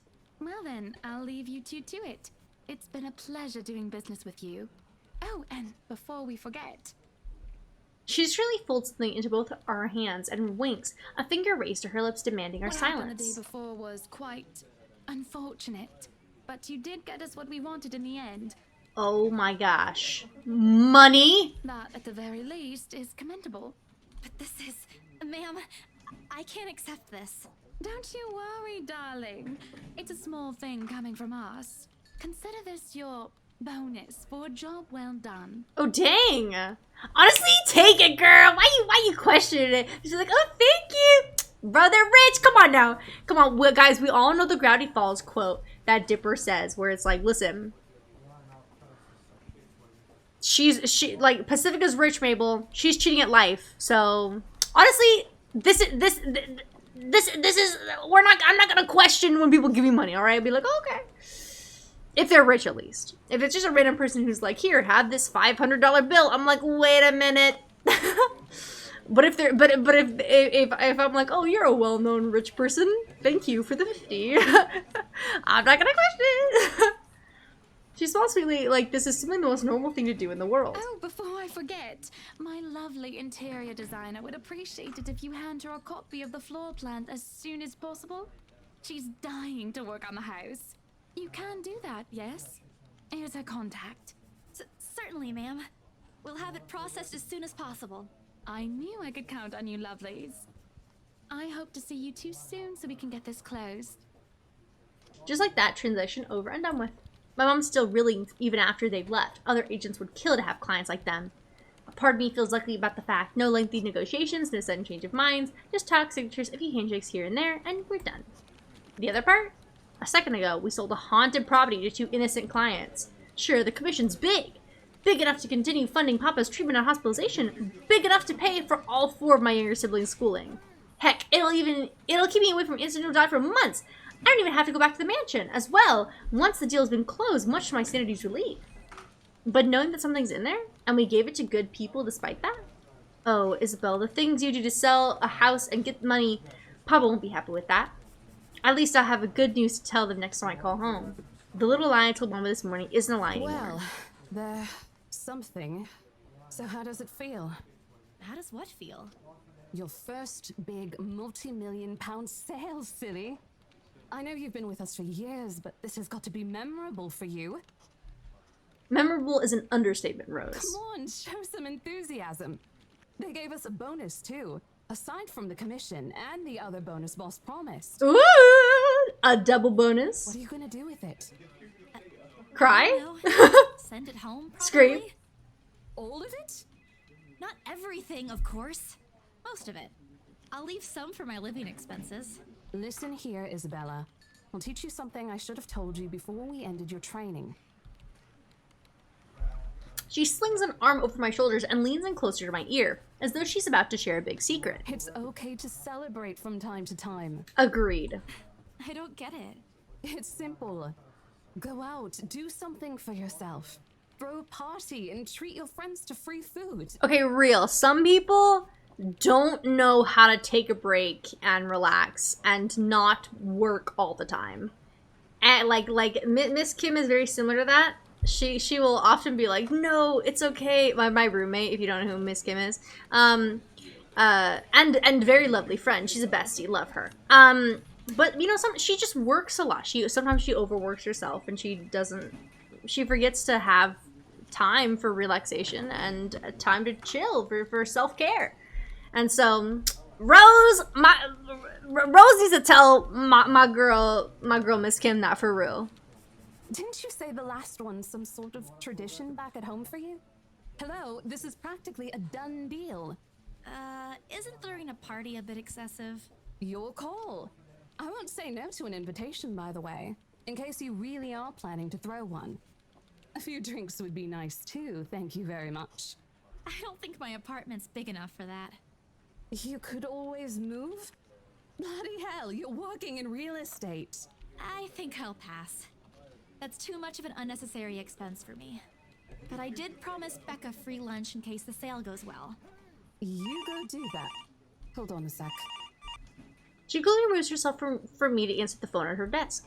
Return shifts from playful to professional in the span of a few seconds. Today? Not a problem, ma'am. I could bring you a copy of the contract if... Must be another client. Nothing surprising there. She's one of BRC's top agents, no matter how modest she appears. A saleswoman through and through. I, on the other hand, have very little knack for it. Of course, I learned eventually. I had to. But someone else will, without a doubt, do a better job. Once, though, in a drunken stupor, Rose told me a story of what could have been. Years ago, wide-eyed, young, and brimming with yet-to-be-fulfilled dreams and ambitions, she was a term or two away from a nursing degree. Out of courtesy, I never pressed on the matter further. But perhaps it's where the sense of fondness started. A small connection due to one similar experience in our respective lives, of goals we both let pass us by because of the circumstances we're in. I'd be happy to discuss this over tea, ma'am. All right, I'll be there. Thank you. New client? Reassigned. Have you heard from Mark at all? Not since the first visit to the mansion. Why? No news from the HR yet? None at all. Boss thinks he ran away. I doubt it, though. He's too much of a wimp for that. There must be another reason. Who knows? Anyway, I've got to meet this one. I'll see you later. She throws a wave over her shoulder as she rushes out of the office. The lunchtime bell sounds shortly after, followed by the chatter of fellow agents also heading out of the much-needed break. Ordinarily, there's no need for me to go out, but oversleeping didn't allow me the luxury of packing my own lunch today. If one considers taking an instant noodle cup from my pantry packing your lunch. Time to make good on the promise I made for Becca, I suppose. Maybe invite Zach and Ash too? In the end, only Becca and Zach could come. Ash, on the other hand, couldn't be reached. All of my calls went straight to his voicemail. He's at it again, right here today, gone the next day. Oh well, his loss. We have agreed to meet at a nearby cafe, the same one I frequent with Becca because it's cheap and they give away free bread around closing time. Quaint, a little old-fashioned, though looks a wee bit out of place amidst the city's tall buildings, but we love it all the same. Much like its facade, the interior carries an antiquated charm to it. Vintage art pieces and a row of shelves boasting an extensive collection of books cover the walls. It would have been nice to hang out here for hours on end, but even on a weekend, the place is still packed with people. Thankfully, Becca and Zach have already found seats and are engaged in some casual chatter when I arrive. It's strange seeing the two of them without Ash accompanying the other. They've never been particularly close. Sure, they talk when they meet, laugh at the same things when there's something funny, but there's distance. The kind born purely out of differing interests. That or Zach's simply afraid of Becca. It's not impossible, and I won't blame him if he is. He might be the tallest of our group, but everyone knows that it means nothing against Becca's temper. Even I'm a little scared of her. Zach! Becca! Well, you seem to be in a better mood today. What happened? I know that smile, Belle. Come on, still. Girl, let me tell you, I got a raise, and well, I got a bonus. I fixed up my job. I am able to pay all my bills for my family. I lied to my mom, but it turned out that it wasn't really a lie because later, like, it was a self-fulfilling prophecy, so everything turned out well. My life is going great now. lay it on her, Isabella. Don't rush me. Let's order food first, okay? A waitress comes by to take our order. Honestly, why would you? I'm sorry, I'm not that person. I would not be like, don't rush me, I don't want to say it. Like, no, I'd be like, guys, Guess what? Like, I'd be immediately getting into it. I'd be so excited. On a normal day, me and Becca will order a hearty serving over their special vegetarian stovies. Zach takes anything with a good helping of meat, sausages, or potatoes in it. But today's a good day. Great even. It's not wrong to indulge a little, right? Today's special. For the three of us. Even the person jotting down our order looks surprised at today's meal choice. She writes it nevertheless and leaves without a comment. Becca furrows her eyebrows, her mouth halfway open, ready to let loose what's likely a string of reprimands. Don't worry. It's my treat. The glare she sends my way reminds me of the one I received from Mama when I punched a kid bullying my younger brother 18 years ago. Naturally, I never did it again after she made me apologize the next day. But Becca's far from being my mom. A small sheepish grin is enough to turn that frown into a defeated sigh. Food arrives in the middle of a funny story from Zach, putting the rest of the conversation on hold as we are each served our order. It isn't anything fancy. Pan-roasted sea bass, citrus-dressed asparagus, and a portion of mashed potatoes on the side, or at least that's what the daily specials board says. That looks good, I'm not gonna lie, bro. The art style of this game is so pretty. I never did pay any attention to whenever I came here, since they price whatever's written way above what I'm willing to spend on food in a single day. Oh, good. I'm so hungry, I think I'm dying. You're always hungry. Hey, not all the time. Let me guess. You skipped breakfast again. Not on purpose. I may have overslept by a few seconds today. Honestly, it happens. It happens. Right then. Stop stalling, Isabella. What's this about? Let us say it, Rebecca. She wouldn't be inviting us out if it wasn't worth hearing out. Well, we're waiting. I'm treating you guys to a once-in-a-century thing. An unexpected grin breaks out on my face, except... I'm sorry, say that again. And this is important because... Becca only raises an eyebrow at me while Zach appears like he didn't get the punchline to their lame joke Ash made, and is desperately searching for someone to explain it. Oh, bummer. Maybe I should rephrase it. My instant noodle days are over. Ash is not here, so we should celebrate. No! My instant noodle days are over! Okay, let me do that again. Ooh, pluses for both of them. Let's go! Guess what, guys? I'm paying! I sold the house! As the news sinks in, their expression goes from sheer bewilderment to utter surprise. That's more like it. You heard me right, ladies and gentlemen. As of today, I'm Maria Isabella Grace Cruz Santos and free from my instant noodle binge. Seriously? Hold it, Belle. You sold the house? Yep. That's my girl. Which house is this? In Anselm Village? The one with the open house yesterday? The one and only. Come on, Becca. I know you've got a better memory than that. Oh, wow. That's... She lets out a hum. Although she's nodding, she gives the impression of someone who has heard something unbelievable and is still forcing her brain to absorb it. Does she think we wouldn't be able to sell it? Have some faith in me, Becca. Am I not your best friend or what? You don't believe me? The words tumble out of my mouth before I could stop them. I've been trying to avoid bringing up yesterday's little spat, and judging by the looks on their faces, it seems they are too. Me and my stupid mouth. I'm sure it ain't the way you're thinking, Bella. No, I do believe you. But don't you think the sale happened a bit too fast? The open house only started yesterday, and now you already have a buyer? It happens from time to time. Yeah, but look, I'm happy for you. Just yesterday, you've been really worried where to get money for your dad's new treatment. And now, all of a sudden, you have something.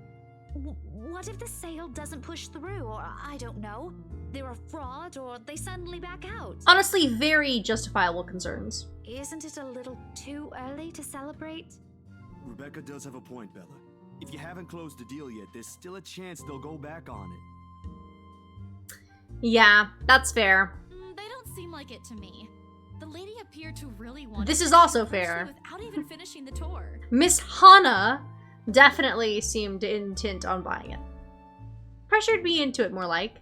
But I'm not going to tell Becca about that. Knowing her, she'd only worry. And she already hired someone to handle the house's interior design. Literally, first day. Literally blacked out, got woken up by her. You're joking. Who would do that? The Wrights, apparently. It's actually pretty funny. She's a bit too excited to get the property, she forgot to buy it. At any rate, they've already signed the agreement today, so it's just a matter of time. And don't tell anyone about this, but Ma'am Hannah also gave us something extra. Something as in... As in, it's why I can treat you two to a free meal. I'm more surprised you accepted it. She didn't really give us a choice in the matter. So don't lose sleep over this, okay? The couple really want the house. If Rose didn't stop them, they'd likely have paid up front for it yesterday. That's despite the legends, too. I even tried to show them the letter. But nope. I want this house, darling. You take all our money. That's a great impression. I want this house, darling. You don't really Literally think they believe that, do you? I'm pretty sure for them, those are just rumors as well. No one is that superstitious in this day and age, Belle. Well, there's you. Right. You know what? I'll just eat all of these by myself. I begin to gather their plates put to my side, the food in each still untouched. A laugh almost escapes my mouth with the way Zach's expression quickly changes to disappointment. Becca's hand interrupts me just as I'm about to pull her plate closer to me. I'm kidding. Don't go all pouty on me again. I'm just concerned you'll get hurt if this doesn't happen. I know how badly you want to close this deal for your papa. Aww. I'm sure he's gonna be fine now, though, with the money. They don't know yet. I think I'll call them tomorrow. Let them know things will be easier. Yeah. Mama said this morning he's showing progress with the new treatment, too. It's just a matter of time. I let myself to smile, genuine and uninhibited. It's strange talking about this with other people, even those who have known you for long enough. But today, things simply feel a whole lot lighter with them here. Lunch passes in an enjoyable fashion. A laugh here, a playful jab there, but most of it is spent on catching up and telling stories about whatever's keeping us busy these days. Something we couldn't afford to do the day before, taking into account what happened. Even Becca's surprisingly chatty. Is there something in the sea bass we ate? Zach, though, appears less energetic. While he's far from being life of the party, he's definitely not the type to keep quiet in a conversation with his friends. Apart from a few inputs, he's been silent the entire time. If Becca notices... Are you sure you're not feeling under the weather, Zachary? Huh? No, I'm okay. No worries, Rebecca. Doesn't sound okay to me. It's okay. I might be feeling a little bummed out today, but I'm sure this will pass. Is it about the reviews this morning? A pained expression crosses Zach's face, and almost immediately Becca retreats in her inquiry, as though the man's look is enough of an answer for her. I look between the two of them. Did I miss something? What happened this morning? Did I stumble on a big secret? This is why I don't like waking up late. You heard about those, huh? Sorry, I just happened to check on some sites this morning. Nah, it's a very sensitive topic in the first place. I should have expected it. Aww, his movie? I'm guessing they're the movie reviews for his little film. Becca glances at Zach, her motions unsure, eyes asking for his consent on the matter. Although there's a small desire to keep asking on my part, I don't dare voice it out. With Zach, it's always better to wait, let him speak on his own. Becca too, to some extent, although with her, explosions of temper are more common. In the end, he simply answers with a shift of his shoulders, gesturing for her to go on with a tilt of his head. It's his movie. That doesn't explain anything. Stop dangling the information, Becca. Dang, why's she so mad? Zachary, I'm not the one supposed to be telling her about this. It's still your documentary. Is it something bad? Not bad per se. You guys don't need to dwell on it much. Bad? Listen here. I wouldn't trivialize what those bowheads wrote if I were you. Oh. They're ruining other people's jobs. Oh. From how her tone rises in anger, it seems like she's the one slighted and not Zach. A snicker escapes me, which I probably stamp down as soon as she sends me a hard look. This isn't a laughing matter, Isabella. Some bowbag just insulted him. Calm down, Rebecca. Those are just reviews, and it happens a lot. Dang.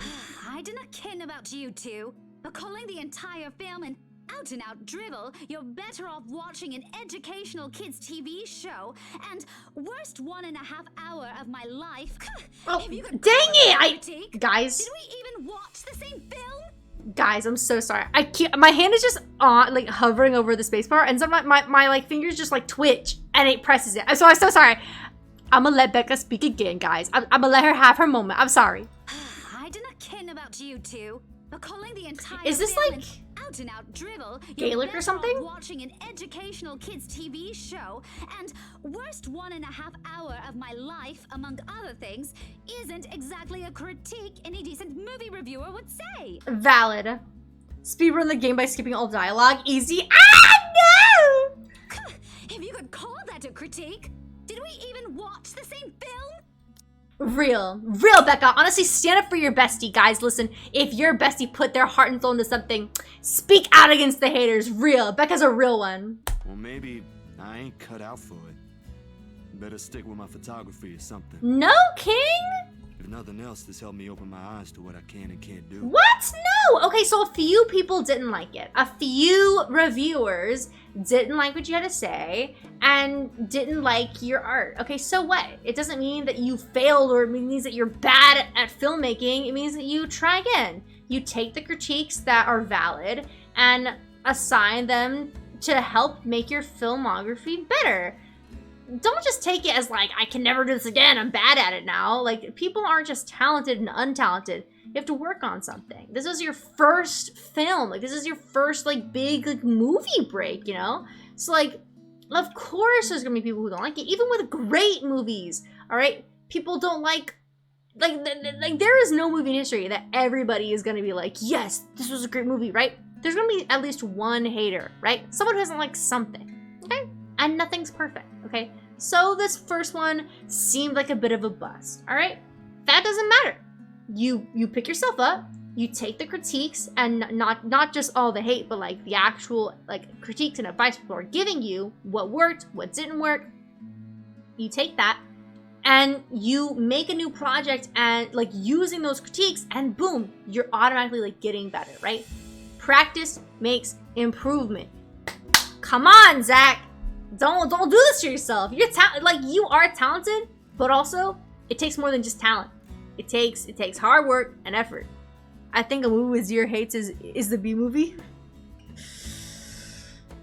I would like to agree. Not that I don't like that. I love the B movie, but I do think that there are some haters. I think that there's some people who don't appreciate the B movie. Real. You're giving up. Oh, true. Get him, Isabella. It wasn't a question. It was just something experimental I did on my free time anyway. It's no big deal.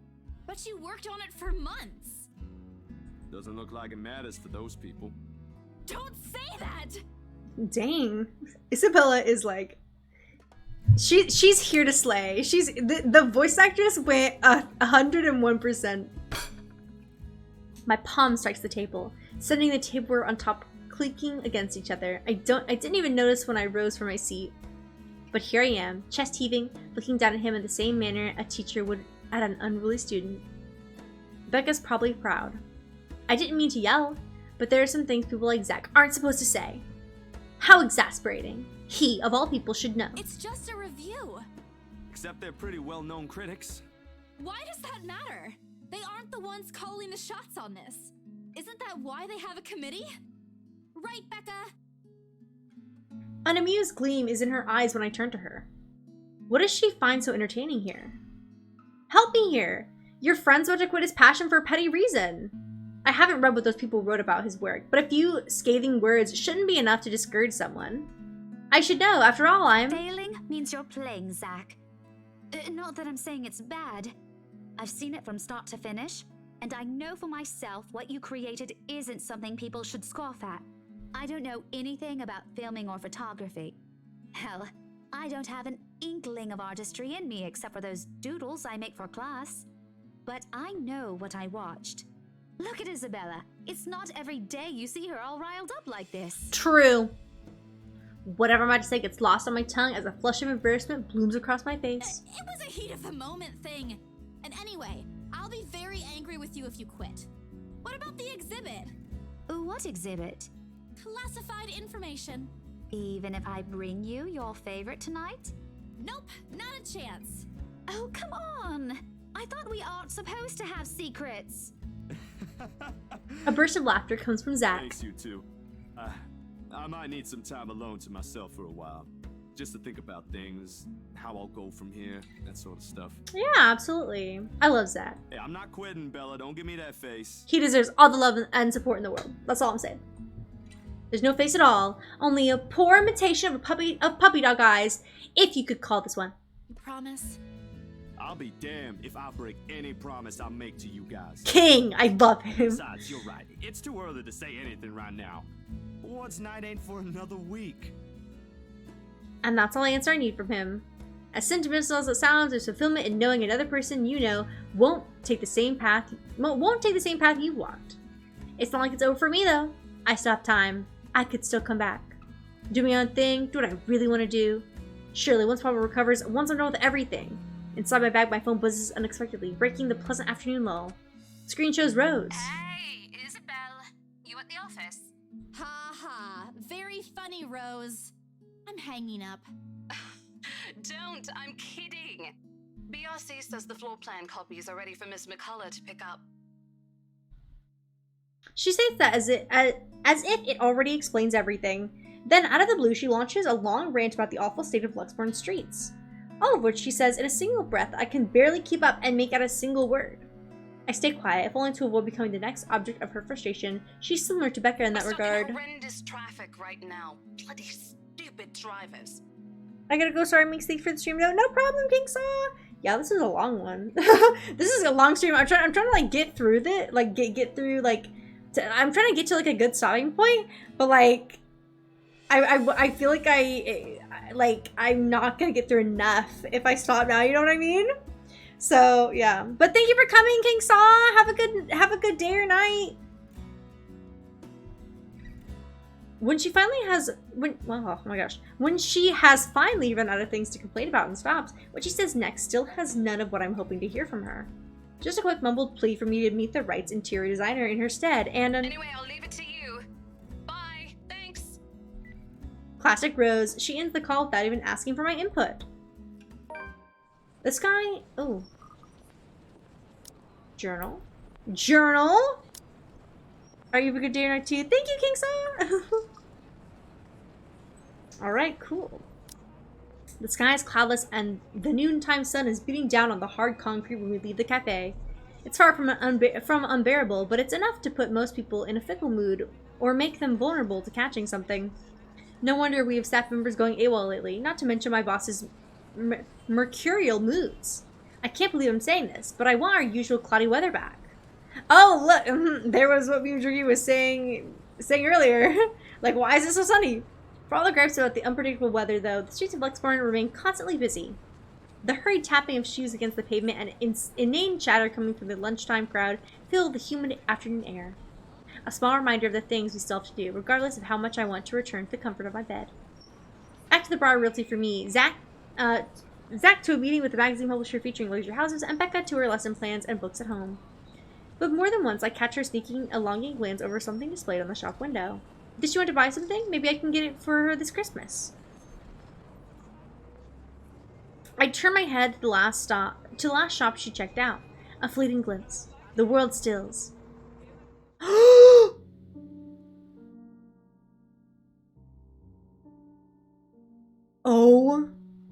Oh my gosh, that legit scared me. I didn't. Dude, this game, it just, I'm telling you, it just becomes creepy out of nowhere. She looks at me, eyes hollow, gaze piercing, and boring into my very soul, like a set of chains to keep my whole body still. There are no shadows or whispers this time, only a plea, a hum low and indistinct, compelling me, beckoning me, intent on dragging me to the void beyond the glass. Oh no! I don't dare move. My heart hammers against my ribs, each beat, every thump, screaming me to look away and make a run for it. But I can't. I couldn't. All my limbs feel heavy. My own breathing strains in the face of my cough! Leave me alone. Her mouth is stretched in a grin, wide and unpleasant. The panic building up in my chest forces me to take a tentative step back. I try not to stare at the decaying flesh, the blood streaming from the gaping wounds on her arm or their nailless fingers. I don't want this. Not like this. Not after I got what I want for Papa. No, stop. Leave me alone. Oh, her face contorts as she lets out a wail sharp and utterly unforgiving. Rage. There's only hatred and bitterness, as if every notion of turning away from her is an offense in itself. Please! I don't want this! I'm telling you, this voice actress is honestly doing work.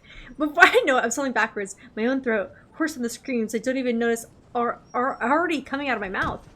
The back of my feet catches on a loose stone, sending me sprawling to the ground. The resulting pain completely jolts me out of my haze, blurring my mind. For a little while, my surroundings appear unfamiliar until Becca's face swims into my vision. A look of concern is on her face, and her hands are gripping my arms tight. Bro, this game just pulls you in to scariness and then, like, snaps you out. Oh, that reminds me, I'm legally obligated to remind you of astronomy stream. Absolutely, yes, Nebu. Thank you for reminding me. I'll try to, like, set a date for that. Oh no! The spooky. Even Zach appears beside himself with worry while he stands behind her, acting as a shield against the small crowd of onlookers already forming around us. What happened? Bella, you okay? My mouth opens and closes, but nothing comes out. The words refuse to form. On impulse, I sneak a swift glance at the display window. She's gone. Yet the foreboding feeling hasn't left me. My hands are shaking as I push myself off the ground, my weakened limbs relying solely on reflex and muscle memory. Something icy has made its home at the pit of my stomach. I want to throw up anything to get the wretched sensation out. You are screaming! Zach, call someone! No, don't. I'm good. I need to get to the office. Rose, the floor plans. Someone's going to pick it up. I'll see you later. Careful. Don't stand up yet. Stay put, Isabella. Zach, you watch over her for me. I'll call for someone. I attempt to put a smile to put her at ease, but it likely comes off as a grimace. Gently, I push her hands off my shoulders. My knees are still trembling, but I can stand. Leave. Leave me. Stay away. Away! The humidity is stifling, everyone's stares are unnerving, and Becca and Zach's concerns are suffocating. I don't want to be here. No more. I break into a run. Oh my gosh! I wish I hadn't left my bed this morning. Here, with only the occasional drips of water on the sink and the whirring of the fan blades to keep me company, it's easy to fall into a cycle of negative thinking. But even with the clutter to keep me company, the room still feels a whole lot bigger than usual. I hug my knees closer as a group passes by outside. Loud. So loud. If only there was a way to tune everything out, to keep my head from replaying every image, every sound of her. Her screams, her awkward gait as she reaches for me, her bone-chilling smile, her pleas for... Enough. That's enough! A shiver passes over me. Though it's not from the hair still hanging damp against my back, nor the draft of that enters the room from the windows I've left wide open. My gaze shifts over the letters sitting on the coffee table. Its edges flutter innocuously as the wind touches it. Funny how an ordinary-looking piece of paper can bring this much trouble. The impulse to throw it away or rip it into pieces is still there. I can easily do it, but after that, what? Will she leave me? What about those people who have already seen it? Will they be okay? This uncertainty gnaws at me, knowing what's real and might also go after the people I care about. I just wish someone would listen. Believe me! The abrupt break in silence nearly makes me jump out of my skin. Finally, I fish out my phone from under the mess of papers and cushions where I've carelessly thrown it before taking a shower hours ago. Ash's name flashes brightly on the screen. Is he calling because of this afternoon? Thank you so much for spamming my inbox, scaredy cat. Hey, Ash. What's wrong? I just had a long day. The couple who bought the house wanted us to finish processing the papers within the week. It's a little hectic, but we'll manage. Really? You sold it? Don't sound so surprised. I told you, you don't stand a chance. The rights won't take no for an answer. You've been on the losing end from the very start. Ha! Whoever said I was interested in the house in the first place? But you said... Despite his light tone, his snicker only comes off as annoying to my ears. I have to fight the urge to end the call right here, right then and there. Stupid Ash. Such an ass. And just so you know, I'm not treating you to a separate celebration. Or ever. No, that's just unfair. And here I was looking something up for you. Didn't you say you wanted to talk to Andrew? I pause. I did say that, but I didn't think he'd actually go through the trouble, considering how much he scoffed at the whole topic in the first place. Is he okay with that? Totally. Besides, I need to ask him about something. I might as well do it soon. What do you say you come with me tomorrow morning? Well, there's no harm in it, I suppose. I've got a free day anyway. Great, I'll just pick you up. Don't oversleep. Don't compare me to you. I'm not the one who sleeps like a rock. Another round of chuckles comes from him. Oh, I will live for the day. He'll stop making fun of me. Just wait, you! Ash! I know it was like a-hole, but I'm not risky. As if to end the call, he clears his throat. And, Isabella? His sudden, diffident tone sends my eyebrows shooting up into my hairline. Is the world ending today? Yeah? Did you forget something? Do you think Oh, sorry. Never mind. Good night. Oh, yup! Yup! Listen, as an observer, Ash has the biggest crush on Isabella, and I feel it in my soul. You could do it, Ash. Yo, by the end of this game, if I, the gamer, am not able to get these two together, I don't know what I'll do. He hangs up instantly. Rude! Completely rude! I didn't even get to thank him. The busy tone, though muffled, echoes the receiver. No one is saying this will work. Even I am doubtful if it will. But right now, I'll take anything. Anything to get out of this nightmare. Whew. Okay, I think that's where we will end it. I feel like we have made a lot of progress today. Oh, spooky. Alright, I feel like that's where we'll end it. I feel like we made a lot of progress today, and I feel good about where we're ending. So next stream of this game will probably be, you know, like us meeting Andrew, the dude Ash has found us to calm our nerves about this ghost or this being haunting us. And hopefully we'll end Isabel's chapter next time as well. That's the goal. Because this game is a long one, but I'm trying to get it to where like I'm completing people's stories or chapters in 2 parts. So hopefully that'll be good.